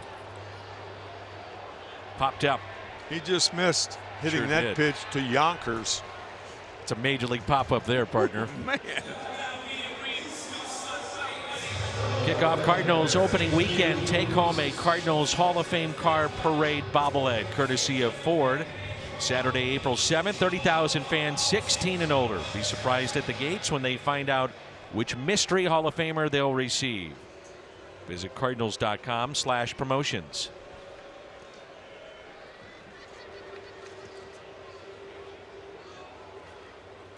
There's Jay Bruce, looks at a strike. Cardinals looking for just their third 1-2-3 inning of this series. Bruce 0 for 2. The Cardinals backup catcher, we haven't seen him, Francisco Pena. And his father involved in a pretty famous trade in this date, 1987. That's on the line. You can see the chalk.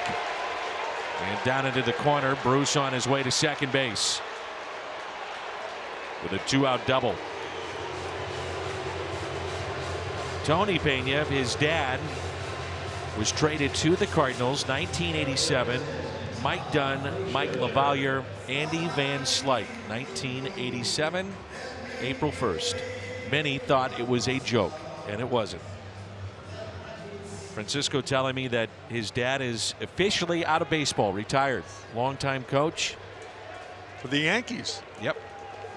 Managed with Kansas City, and a very good player. Good player and one of the great guys around. There's Todd Frazier, looks at a ball up. A deal that worked out pretty well for the Pirates. Mike LaValliere became an everyday catcher. Andy Van Slyke, outstanding all-star with the Pirates.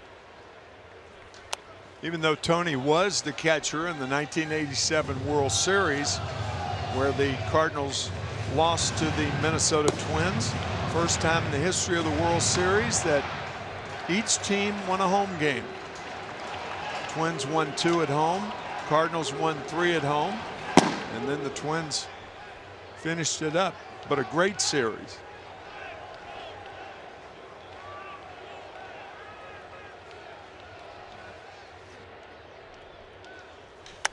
The 1-1 is hit in the air out to deep right. Fowler going back near the wall, spun around and up against the screen. Good play. Real good play. Weaver's through 5. It's 4-1.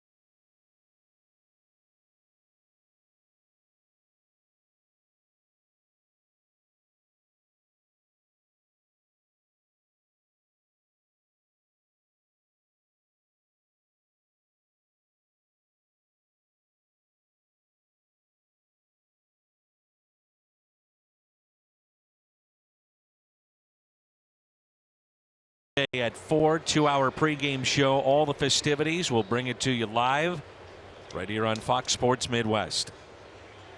You can see it as well on Fox Sports Go. Sewald is second inning and a strike to Paul DeYoung.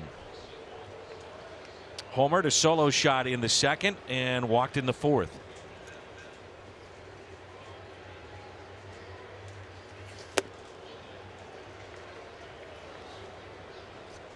No balls, 2 strikes. Cardinals did have Matt Bowman getting loose in the bullpen. Luke Weaver's spot is due up third. Cardinals with a picket fence. The players refer to those 1-1-1-1-1 as picket fences. No runs in the first, 1 in the second, 1 in the third, fourth, and fifth.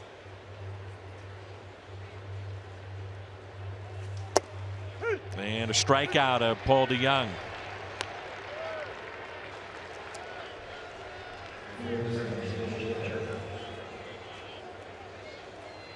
Happy birthday to Seal Parchomsky. Her son works in the front office. Longtime employee, but happy birthday to Seal. Watching today's game on Fox Sports Midwest. First strikeout for Sewald. Jed Jerko is 0 for 2, and there's your picket fence. I love that. I love picket fences. White post and all.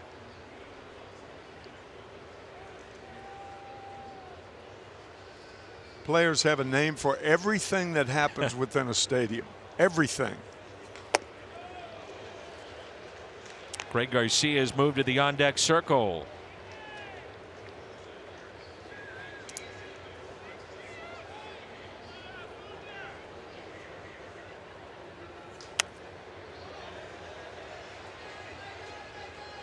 Jed just missed that one. It's Greg Garcia. Nobody stronger pound for pound in the Cardinal lineup than this guy right here. The 1-2. Jed Jerko, who can flat turn around a low fastball. Hit it out to right, left, center, doesn't matter.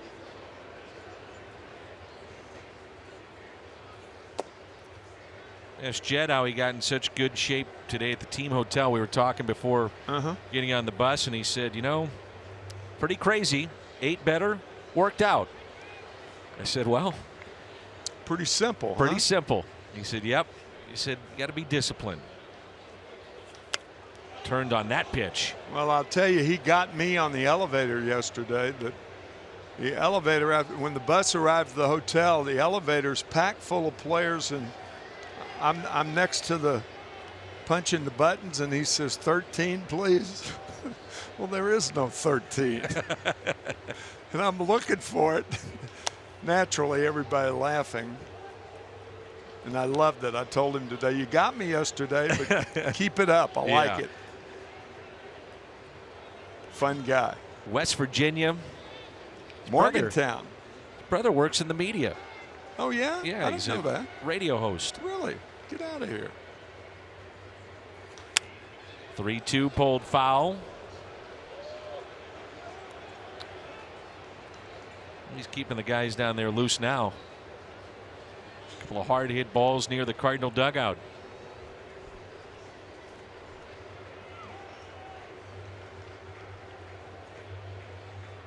The 3-2 pitch fouled back.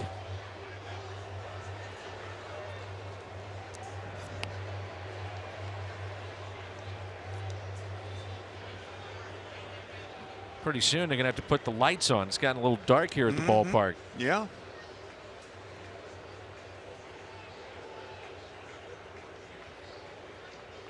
And another 3-2 pitch. Jerko rips it out to left field. One out base hit for the Cardinal third baseman. Greg Garcia will be the pinch hitter. That was the 10th pitch of the at bat. He fouled off 5 pitches and picks up the base hit into left.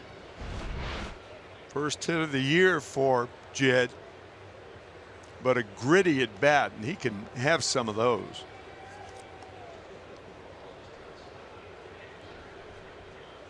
So Weaver goes 5 innings today for the Cardinals. Ball 1 to Greg Garcia.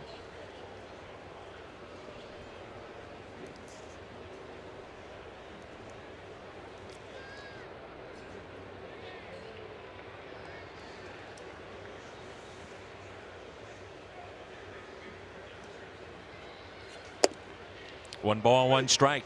It's a lot of fun for a starting pitcher to be talking to your pitching coach in the dugout with a 4-run lead. Make that a 3-run lead, and you've gone 5 innings. You can only win and not lose.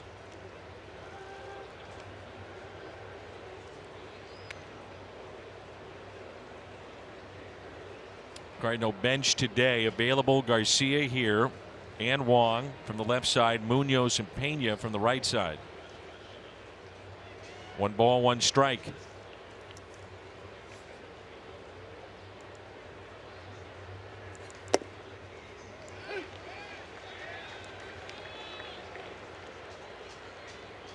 The strike zone has been everywhere today. Might be the wind. Man. We noticed how the wind really carried that ball. The catch made by Fowler. Cabrera hit a ball to deep left that carried out. It is swirling. Inside. 2-2.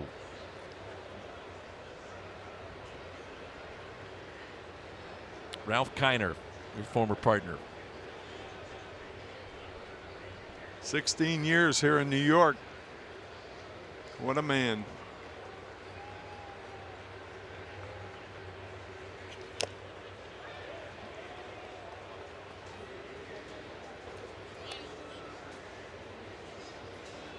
Today's just kind of a lazy Easter Sunday, isn't it? Cold and lazy. Yeah.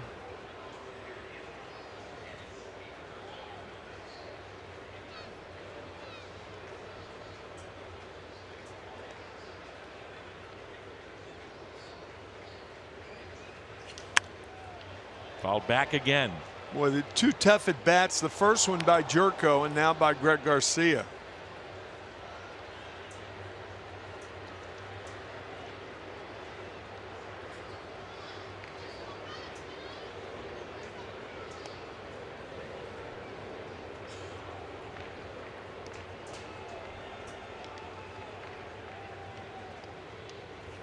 The 2-2 is a high fly ball lifted out to right. Bruce going back, and he makes the catch. Jerko tagging up from first on his way to second. Good base running by Jed Jerko. I think Jed thought that ball was hit better than that initially. Then when he realized that Bruce was not decoying him in right field, he went back to tag up. Yep. Good base running is right, Dan.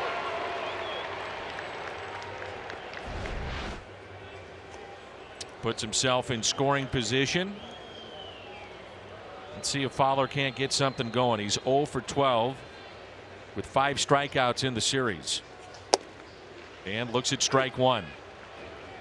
And when you're going this way, it's always like you're hitting 0-1, 0-2. Yeah. Just seems that way. That is a fact, though. Hitting uphill. Nothing in 2 the count. Struck out looking in the first, swinging in the third, and then grounded out against Sewald to Flores back in the 5th.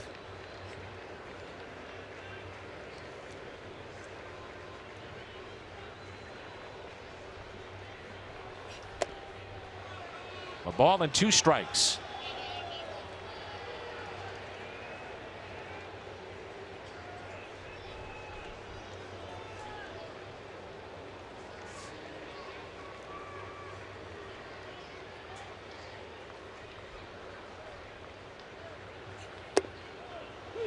A late call and a strikeout of Fowler. Drops his bat. He couldn't believe it.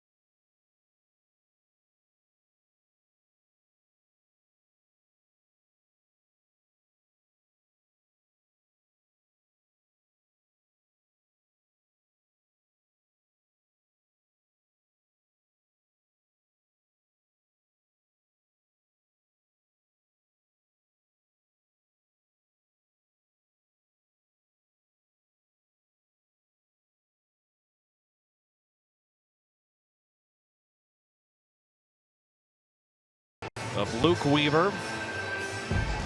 Kind of gutted his way through the 5 innings. Yeah, and I think Yadier Molina deserves some credit today, too, because there were a lot of behind in the count breaking balls, a changeup used beautifully by the 2 of them. Thought it was just a very well done job for Molina and his battery mate today. One pitch, one out. As Flores grounds out to short. We saw Bowman appear in the opener. Came in. The first man he saw was Plawecki. He walked him. Then he promptly gave up 4 base hits. It was not a good start for Matt Bowman on the opener Thursday. Remember, we talked about back in the first inning, the first 3 innings, about how Luke Weaver was using his breaking ball behind in the count, and that serves a pitcher well later in the game because you start getting that in the mind of hitters, and now you could throw the fastball. It's not something that they're looking for. They mix their pitches up very, very well today. There's Plawecki, who is walked and scored and fly to right. Matt Bowman, a New York native, lives in Manhattan in the offseason. He'll take Manhattan, the Bronx, and Staten Island too. It's lovely going through the zoo. That's the words, or those are some of the words to the lovely song Manhattan. Again, do you want to sing? I do, but I don't. You just don't want to do it on the air. Of course not. Come on. Well, you have a CD out. I do, but it's more in than out. Oh, is that right? Not a real heavy seller, Danny boy. The 1-2 pitch. Oops. Too far. Good slider. Good hard slider from Bowman. Picks up his first strikeout. Budweiser, what's on tap? Miles Michaelis tomorrow. Note the start time. This will be an opening day for the Brewers, so 12:30 will come your way. And then Jack Flaherty, his season debut. That'll be Tuesday night, and that's at 6.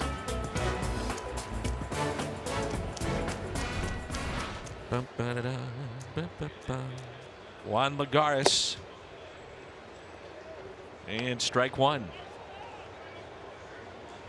I've heard you sing many times, and I'll tell you, it's put me to sleep every time. Cut his mic.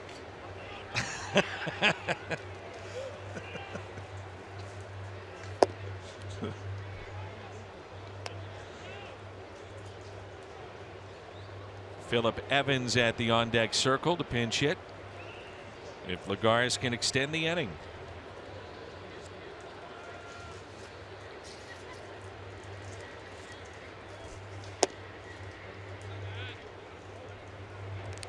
Cardinals, a road trip that began in Montreal, the exhibition games, and off day, then an opening day here, another off day. Some guys worked out here at the ballpark. There'll be another opener tomorrow, so a day game and then a pair of night games for the opener. Base hit into left.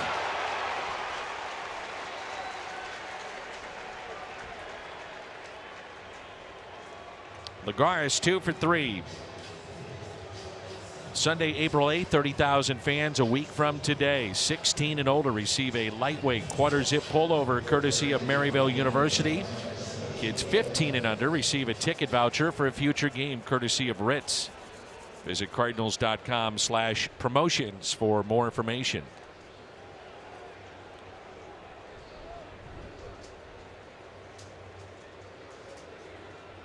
So 2 outs and a runner at first. 4-1 our score here in the bottom of the 6th. Strike one. Captains are prevalent in hockey, not so much in baseball. There's David Wright, Matt Harvey on the left, Jason Vargas on the right. Matt Harvey pitching against the Phillies in that opener tomorrow night. The Dark Knight, Matt Harvey. Lifted in the air out to left. Ozuna near the line and makes the catch. Coming up for the Cardinals as we head to the 7th. 2, 3, and 4 in the lineup, and that means Tommy Pham leads it off when we come back on Fox Sports Midwest.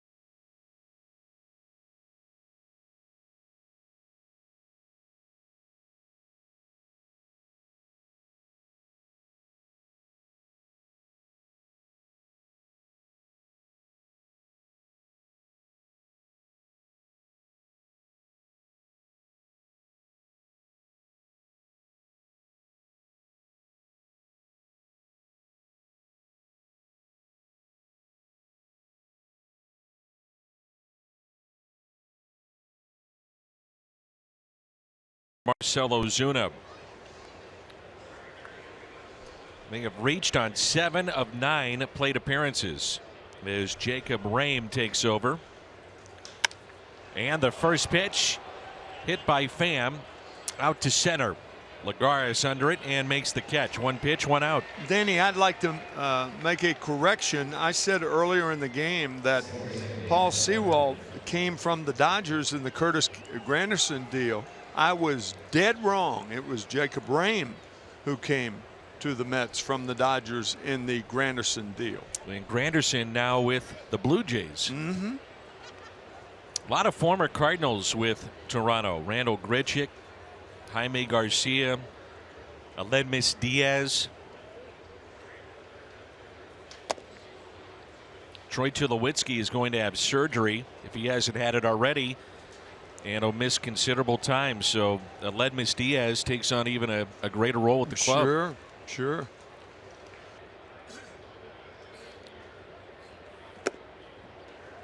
It's the Gateway Honda home run inning. Cardinals hit a home run. The Gateway Honda dealers donate $1,000 to the Make-A-Wish Foundation of Missouri. Carpenter a pair of walks and a ground out today.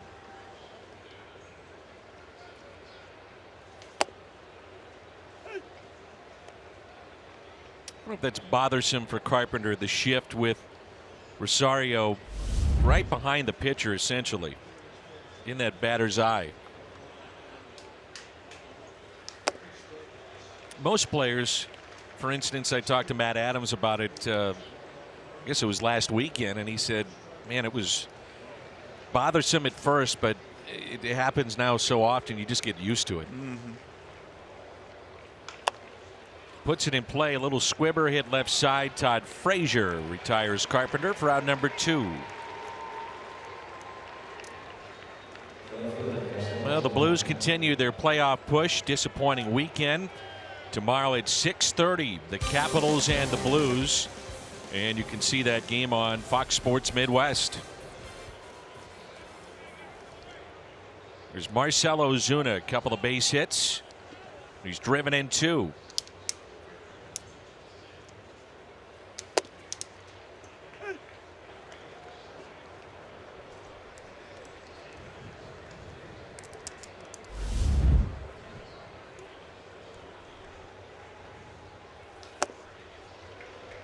Oh, and 2.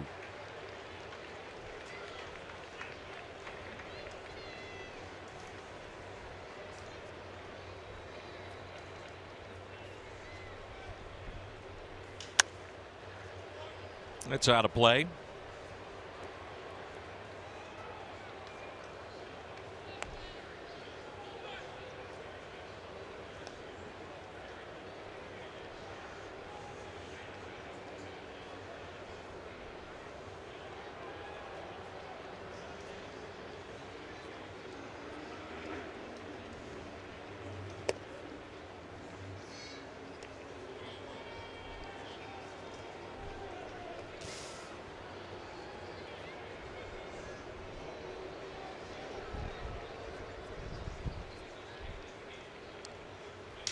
One-two is fought off into shallow center and a base hit for Ozuna. A 3-hit day. Oh, a little broken bat flare, and Marcell will take it. You bet. Smiling into the dugout. Pulls the hands in on the sinker from Rame. Sometimes you have to extend, sometimes you have to pull them in. 3 straight hits for Ozuna. He'll take that for a broken bat. Jose Martinez 0 for 2, and he lines it to third and into the glove of Todd Frazier. Boy, he's had a couple of hard hit balls and nothing to show for it here this afternoon. 3-hit day for Ozuna. Time to stretch.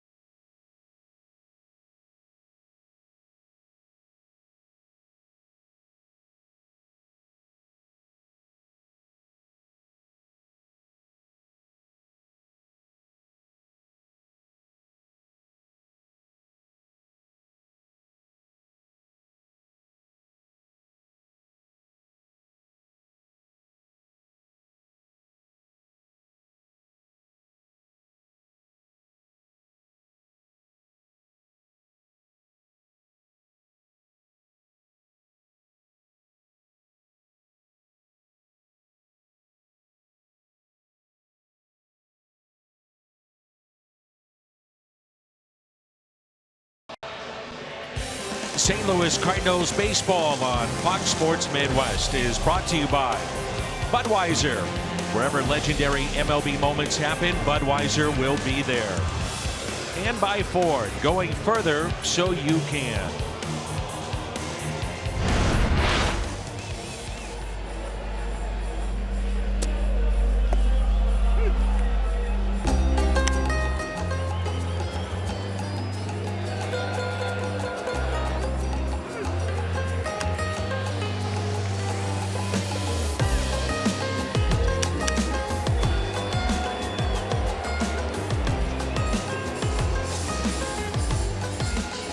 Outfielders in this series coming into today, they had struggled. First two games, 1 for 20 with 12 strikeouts, but today a different story. And because of that, Tim McCarver, the Cardinals find themselves with a 3-run lead. Yeah, they've certainly played a consistent game today. Key hits, good defense, great pitching, starting and relieving thus far. This copyrighted telecast is presented by the authority of the Cardinals and may not be reproduced or retransmitted in any form. And the accounts and descriptions of this game may not be disseminated without the express written consent of the St. Louis Cardinals. So with Tim McCarver, Jim Hayes, I'm Dan McLaughlin. Matt Bowman, his second inning of work.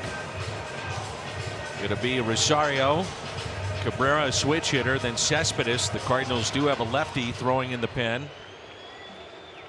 And a right-hander has now just joined him.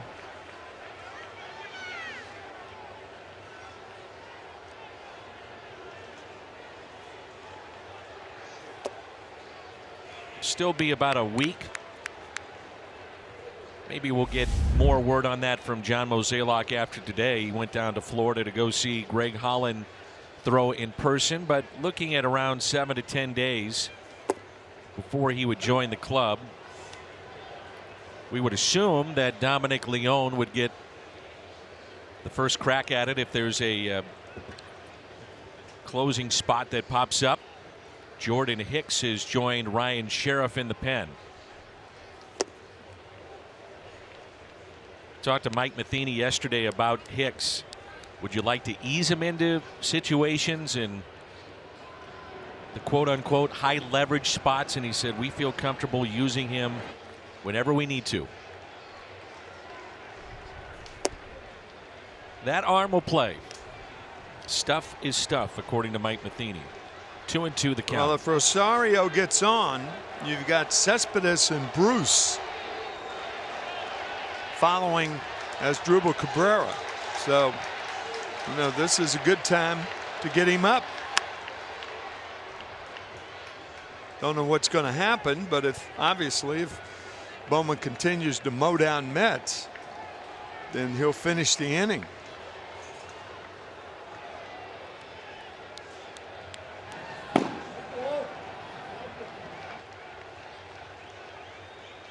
Two and two the count.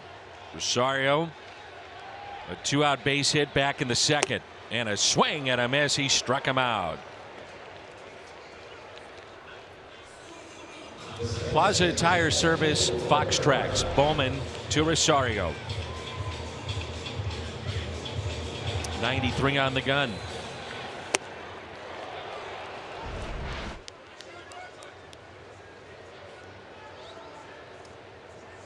Cabrera 1 for 3 today with a base hit into right.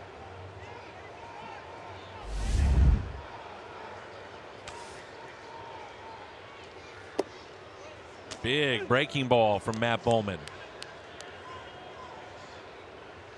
He's using that a little bit more in spring, trying to incorporate that. His changeup would be a grip of a forkball or a split finger pitch. That was it right there. Came rolling in there. Very effective pitch. That's a pitch that defines him, I think, is that change.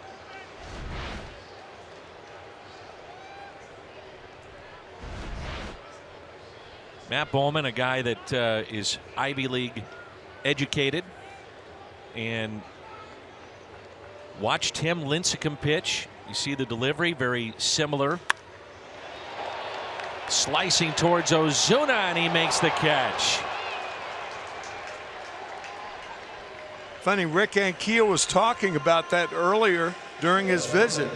If you folks had a chance to catch Rick, Dan had asked him about the difference in the outfield positions, and he said just watching the ball tail, left-hander hits it, tailing to the left fielder, and you can't give up on the ball.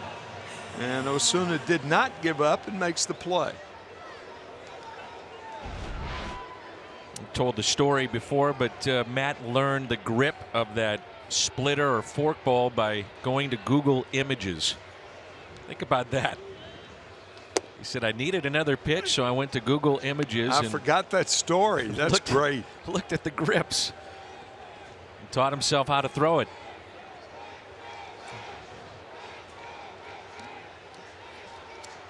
Well, Google has gotten Matt a job. Absolutely. Pretty well paying gig. Yeah. 1 ball, 1 strike.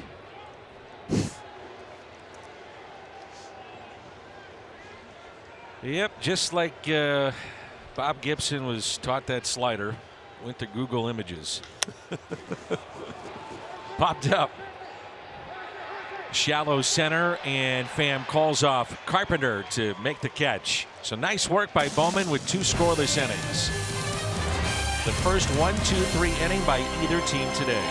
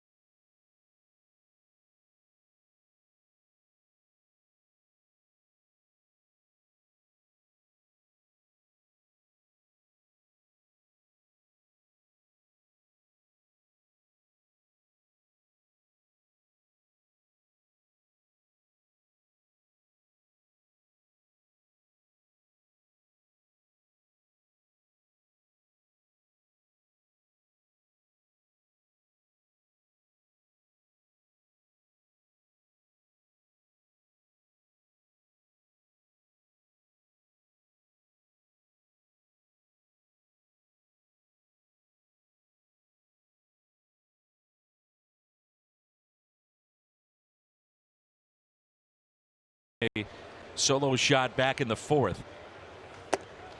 And a fastball and a strike, and we're underway in inning number 8.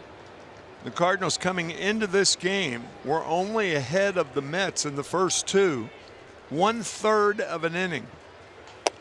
I beg your pardon, 1/2 of an inning. That was after the Molina home run in game 1. That lead was erased, but today it's been the Cardinals throughout thus far. 1 ball, 2 strikes. Yadier Molina very close to Jose Oquendo. As Yadi hits it out of play. Jose was in a Mets uniform for a couple of years in the mid-'80s. Signed as a non-drafted free agent by New York in 1979. Good to see him back. Had one of the great throwing arms of any shortstop I've ever seen. Is that right? Yeah. Could plant and throw from the hole as good as anybody.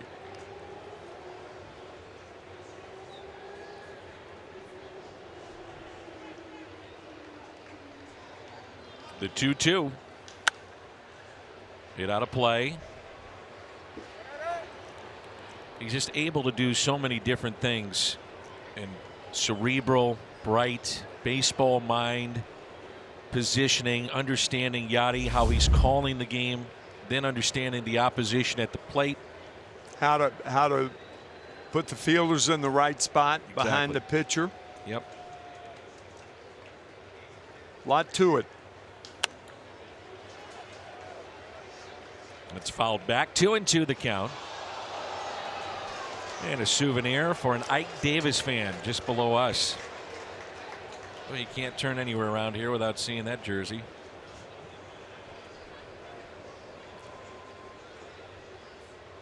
Old Ike. I like Ike. Popped up. Flores. One away. The Budweiser Ballpark Pass gives Cardinal fans the ability to go to every home game for just $29.99 a month. All you need is a smartphone. For details or to purchase, visit cardinals.com/pass. And new for this year is the Budweiser Terrace in right field. We were just kidding about that. I like Ike, but that was the presidential campaign approach by Dwight Eisenhower in the 50s. For all of you youngsters who may not have known that, I like Ike. Helped get him elected twice, two-term president in the 50s. 0-1 out to deep left, and it's off the top of the wall. DeYoung on his way to second base as he was trying to pick his second home run up, and he will. That is over the wall. There's about a 2 feet difference, 2 to 3 feet difference of the wall that's behind the main wall. Good call, Danny. Hit that, and that's a home run. Good going. Right on the ball.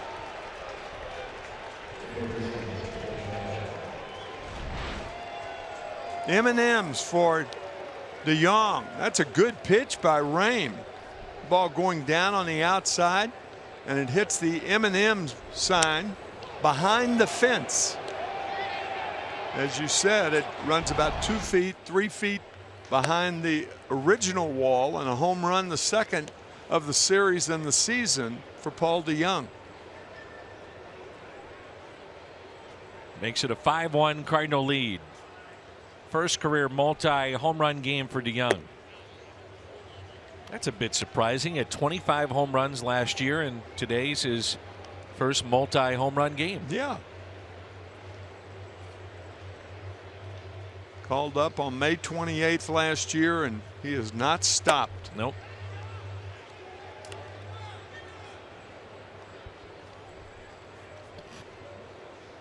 It's also mixed in a walk today. 5-1 our score here in the top of the 8th.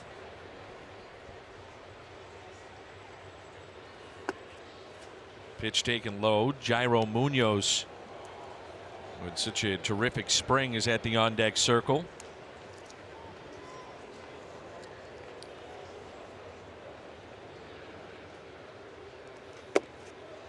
And a pitch taken high. So a 1-out walk. It brings in Munoz.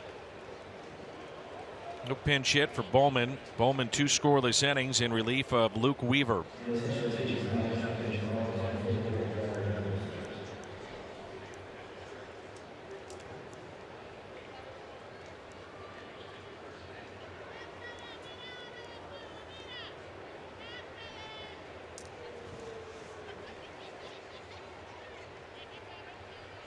So his second plate appearance. Did pinch hit in game 1. He had a game in spring where you couldn't help but take notice, Tim. He was playing shortstop. He moved to the outfield, hit 2 home runs in the game, and they both came in the same inning. That'll get your attention. Fought his way on the roster in spring training. The Steven Piscotty deal came over with Max Schrock.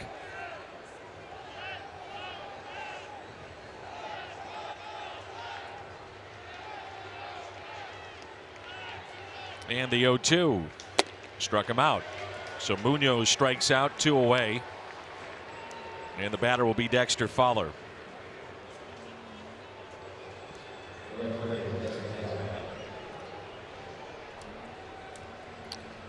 Next telecast, again, note the start time tomorrow, 12:30. Opening day for the Brewers, their home opener. So 12:30. That'll be it for Rame, and they will turn around.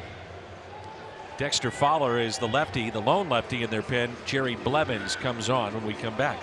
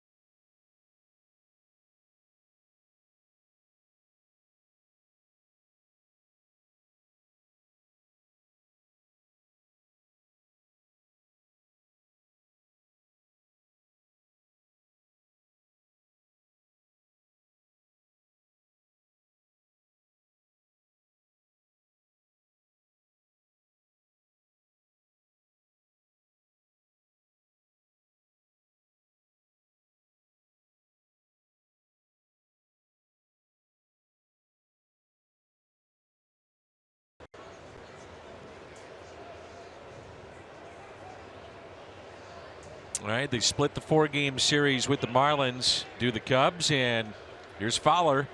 He struck out 3 times, has grounded out 0 for 4 today.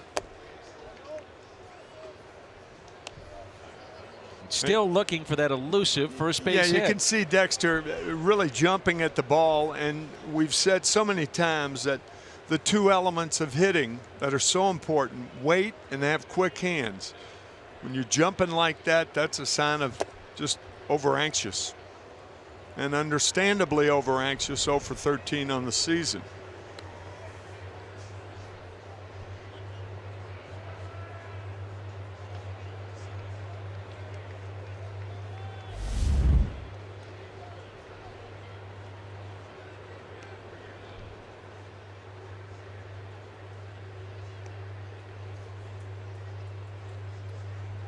The 2-0 pitch to Fowler. 2-1. Caught in between. Yep. Even on a 2-0 pitch right there. The worst thing that can happen as a hitter when you're caught in between. You either hitting is waiting, letting it go, fighting it off, top handing it.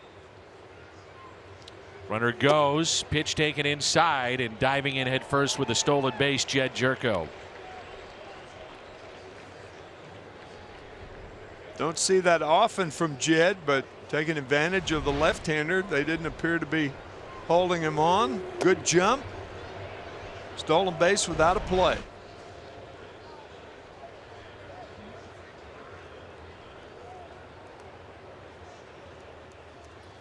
A 3-1 pitch to Fowler. And a ball inside, so he draws a walk. In steps Tommy Pham.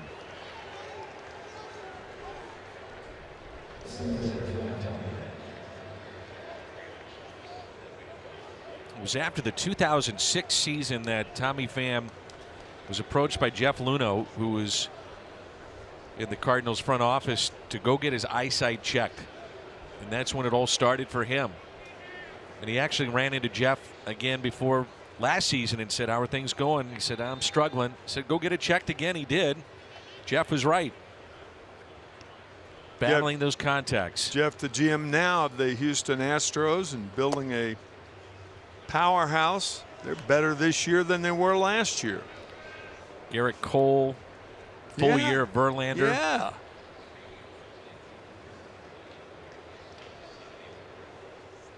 So Fowler at first. He's on base for the first time this year. Jerko at second base. The 1-0.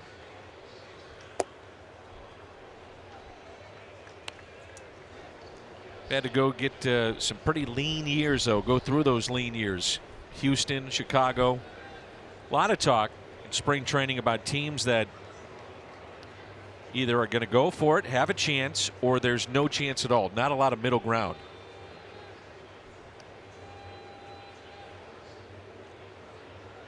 Here's a 2-0 to Tommy Pham. Instead, Blevins steps off. A.J. Ramos, right-hander, throwing for the Mets in their pen. Jordan Hicks has been throwing for the Cardinals.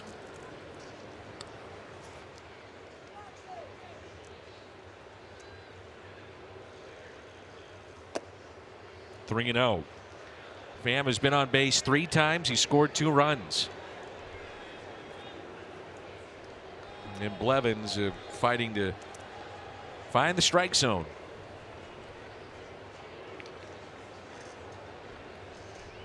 See if Mike Matheny gives Tommy Pham the hit sign. Don't know. He walked him. So Blevins has come in, face 2 and walk 2, and the bases are loaded now for Carpenter. You wouldn't think you go to Ramos here with a lefty-lefty matchup. Even though Ramos was a very effective pitcher against left-handed batters when he was with the Marlins. Nope.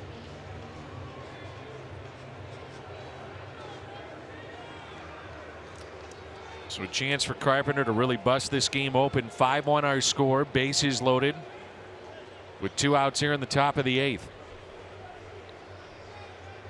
I'm sure there's going to be nothing more frustrating for a manager to bring in your one lefty and he comes in and starts walking people. Yeah.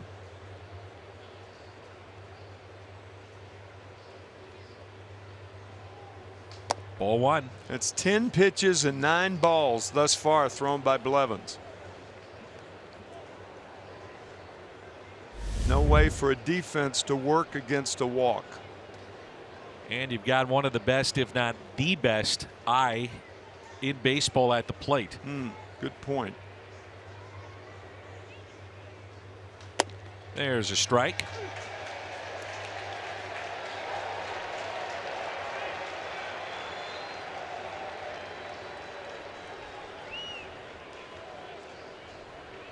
Pham, Fowler, Jerko.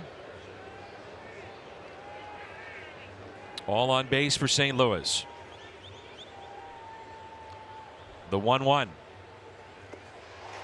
Took some off it. 1-2.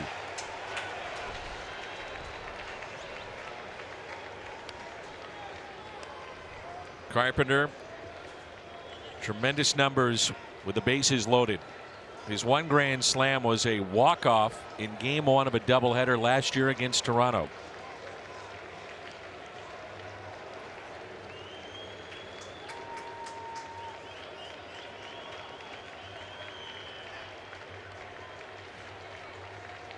Here's a 1-2 in the dirt. 2-2. And yesterday, Matt Carpenter, this home run in the 8th inning. At 23 a year ago.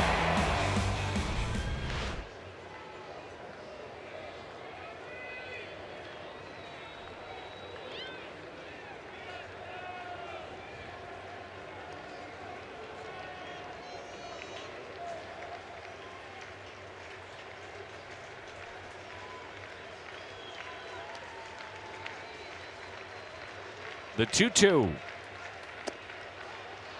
Well, bases loaded, 2 outs, and a full count.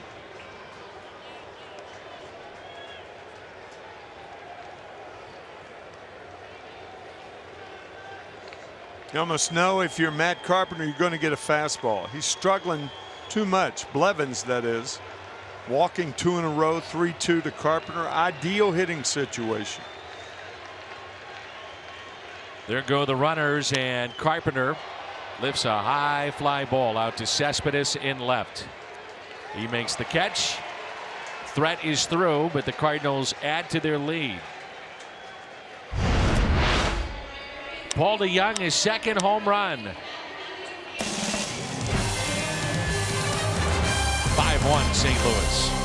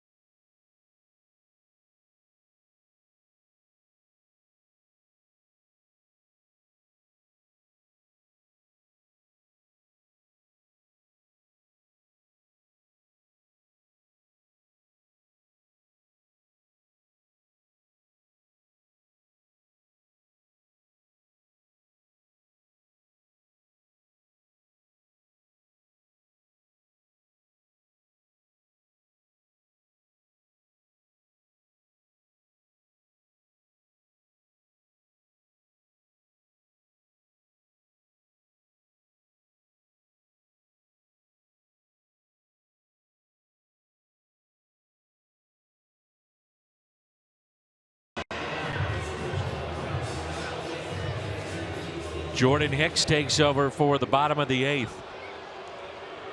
We saw him make his major league debut opening day here at Citi Field, and he was throwing hard.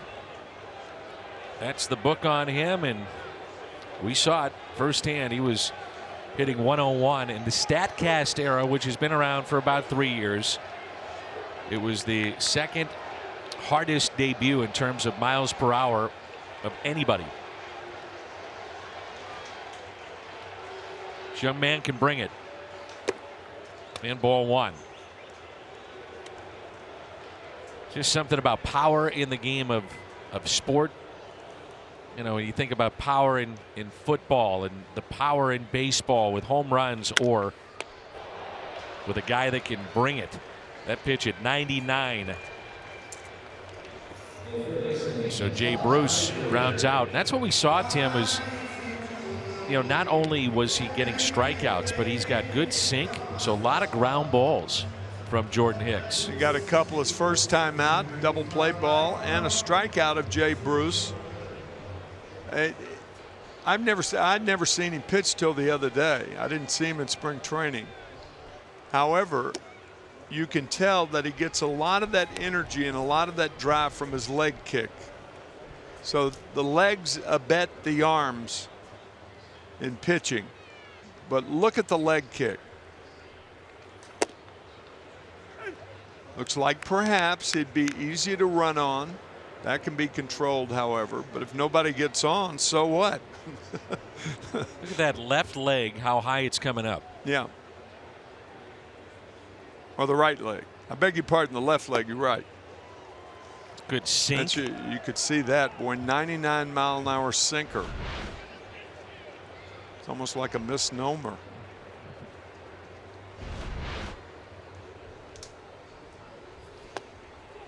He's got more than just a fastball. Breaking ball. He'll mix in a changeup. That was a good breaking ball there. Sharp and a good time to throw it. 1-2. John Mozeliak, the president of baseball operations, would say to anybody that would listen during his interviews, we have this young man, Jordan Hicks. We're really high on him. While a lot of people were saying, go out and get a closer, go out and do this, do that. Knowing in his back pocket he had this young man ready to roll.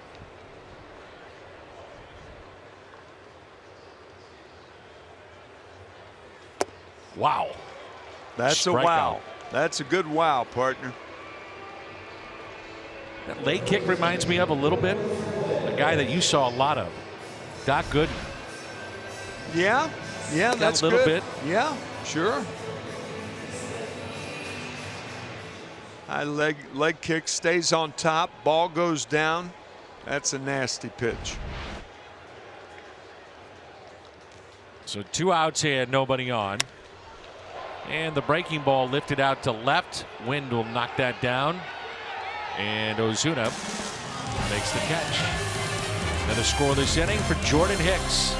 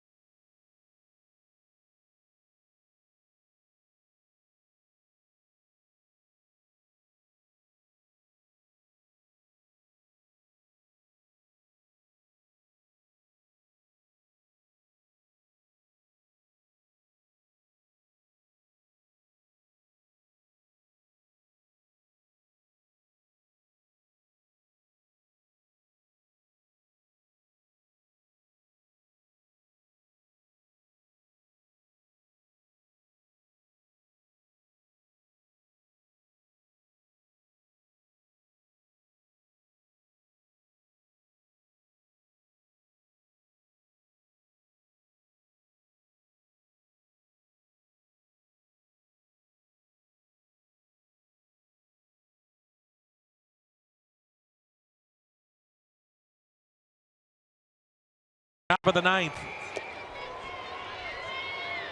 It's turned to our Budweiser player of the game. And it's Marcell Ozuna. 3-hit day. They're being hitless on the year and in this series. RBI double back in the 3rd. RBI single to left in the 5th. And a broken bat single in the 7th. Kind of like what Marcell has done all spring. He had a horrible spring training through his first 4 or 5 games, and then he really picked it up and finished strong. So horrible start, bad start for the newcomer, but not today. 3 straight hits on the line. And the 1-0 pitch to the Cardinal left fielder. 2-0. Ex-teammate right here, A.J. Ramos. Both played with Miami. Dominic Leone throwing in the Cardinals' pen. Haven't seen him yet this year. That's out of play.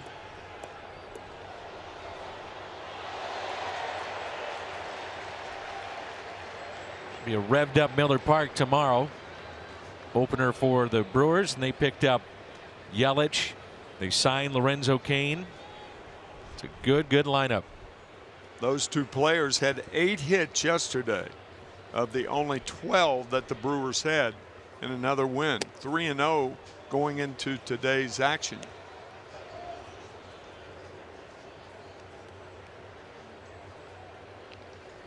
This is Ozuna's first 3-ball count of the year. 3-1 pitch. 3-2.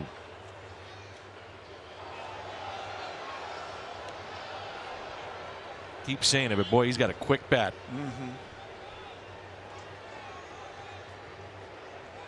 Bat that George Brett would be proud of with all that pine tar. About halfway up on the barrel. Fouled back again.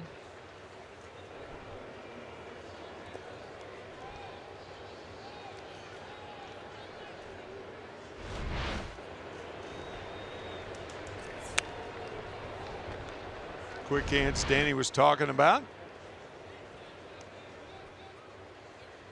A 3-2 pitch to Ozuna. Slow hands Danny wasn't talking about. No. No, sir. Well, they were slow. Ozuna almost making fun of himself.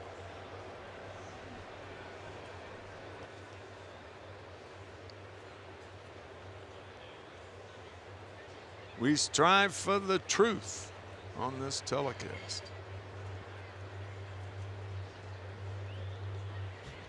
Thank you, Howard. The strikeout of Ozuna.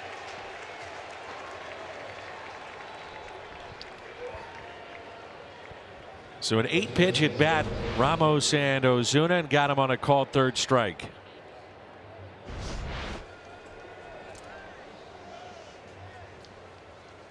I was at a function a couple of years ago here in New York, and one of the parties that was to accept an award for his turned out his grandfather was Howard Cosell's grandson, and I asked if he would introduce me like Howard would if Howard were alive, since I stepped into Howard's shoes in the 1985 World Series. And he lambasted me, and it was the funniest thing. It's hilarious. Was it rough or was it funny? A little bit of both. Oh, it was funny. Was I mean, it was funny, yeah. He was just the nicest young man. And, of course, a lot of people didn't think that about his grandfather. But it was very, very funny. 0-2 pitch. 1-2 on Jose Martinez. You started out with the, in terms of your World Series being in the booth, was the 85 Cardinals Royals series. Cardinals Royals taking Howard Cosell's place. Howard came out with the book. I never played the game, and ABC executives had him fired.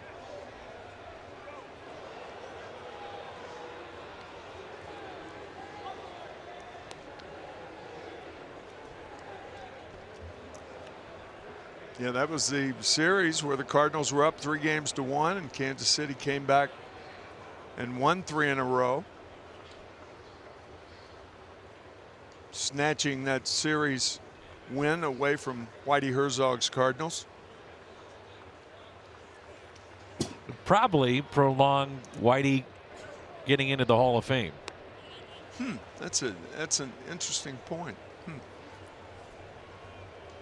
Whitey had Don Denkinger at a dinner for his charity work, and Don came in and was gracious, and Whitey said, "I want to make sure and give you a gift," and he gave him a watch in Braille. Did he really? Yes. Oh, that's funny. Popped up and 2 away. Well, Don Denkinger, of course, everybody knows, every Cardinal fan knows, he was the first base umpire. Jorge Orta was the the hitter. And Todd Worrell at the bag. Todd Worrell at the bag, and Orta was called safe, and he was out, clearly out. And he went on to score the tying run, I believe, and then the Royals ended up winning it. That was game 6, and then they blew the Cardinals out of game 7 behind Joaquin Andujar. Great Jack Buck was on the radio call with Sparky Anderson, and Sparky was trying to be diplomatic about it. Well, you know, you might have not seen this, and the, you know, the bag might have been. And he said, "Hey, man," he said just like that. He said, "He had the ball, yeah. Foot's on the bag, yeah. He's out. That's the rules, man." He was mad. Jack was mad. Not happy. That's the rules, man. It's over. Of course, I'm not over it, but whatever.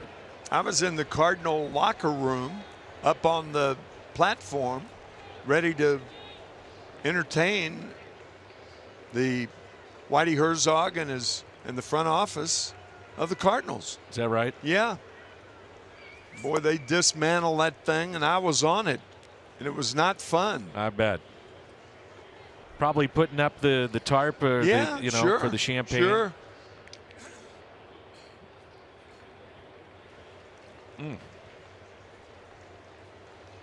Yeah, thanks for bringing it up, Tim. Happy Easter to you. Come on. No. What? I can't. I'm not over it. All right. You're the one who brought it up. You're the one that said I took his place. No, you're the one that brought up Cosell. Yeah, but I didn't talk about the 1985 series. You said I took his spot in 1985. Yeah, but I mean, I was playing it down. Will you quit it? Here's a 2-2. Blaming it on me. I hope you get some rotten eggs from the Easter Bunny today. Well, whatever you're thinking, don't say it.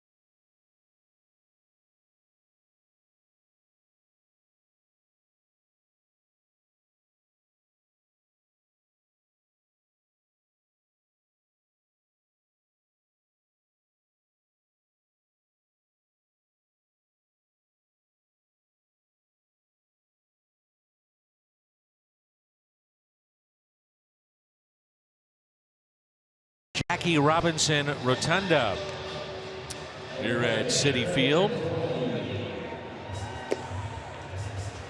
Dominic Leone, new pitcher in for the Cardinals. He'll get many closing opportunities, at least here initially. Cardinals are hoping that'll be the case. Greg Holland has been signed. We'll find out more tomorrow about his availability and when it happens. Dominic has had only one, just think about it, one major league save. Of course, this is not a save situation, but to be put in that light, he was 3-0 last year in 65 games with Toronto. Randall Grichuk trade. Yep, acquired from Toronto. Cardinals also got right-handed pitcher that hits triple digits. We saw him in spring training, Connor Green. It was in mid-January.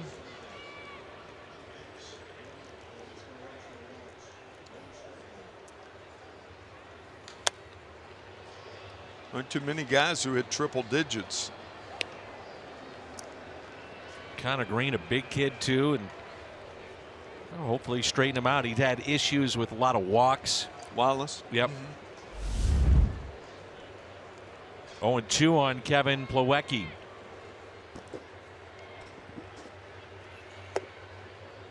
Cardinals trying to pick up their first win of the year. Salvage a game in this 3-game series.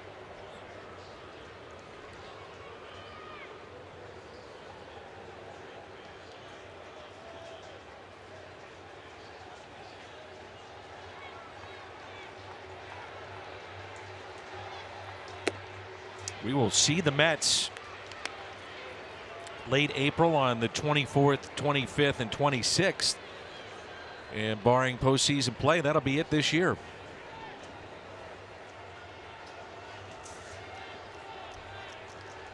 A 2-2 pitch. Leone got him.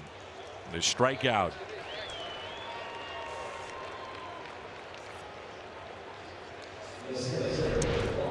Nice intro to the 2018 season. First hitter, first strikeout for Leone. Hyundai pitch arsenal, the fastball, slider, and curve.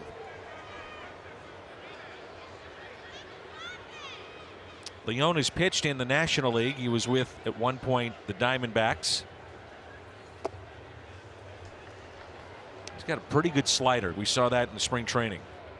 And effective against even lefties, able to get that pitch in. There's Juan Lagares.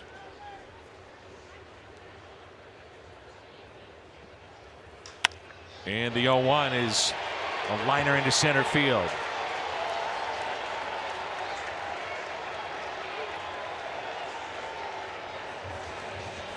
The pinch hitter will be Jose Reyes. Juan Lagares trying to hit himself into the lineup. Did not play the first game. He's had 5 hits in games 2 and 3. His 3rd hit of the afternoon for the Mets.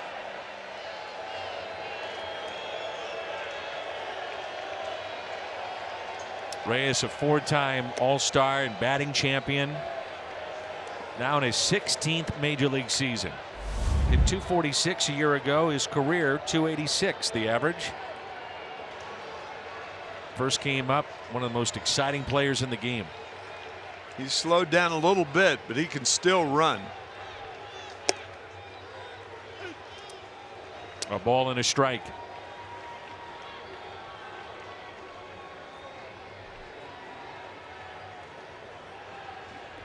Molina, Wainwright, Reyes, and David Wright, players left from '06.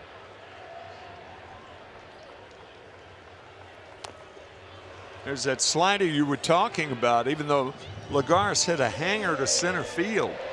That was a good biting slider down and in to Reyes.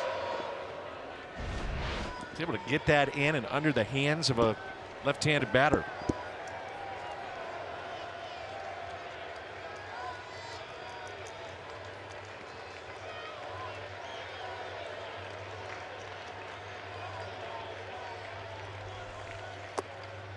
Two and two.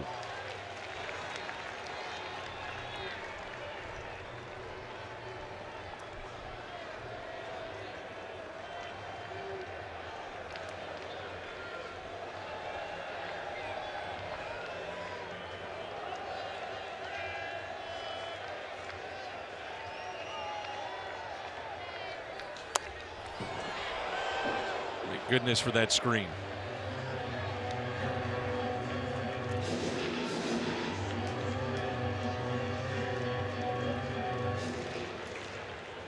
Two balls, 2 strikes on Reyes.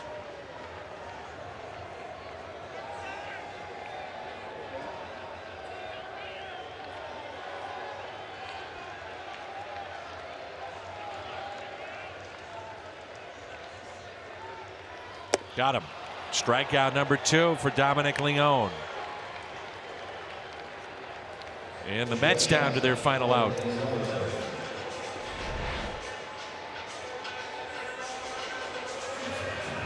Good tailing action on that pitch. Yeah. It's a good combination. Throw the slider inside to the left-hander and the sinker away.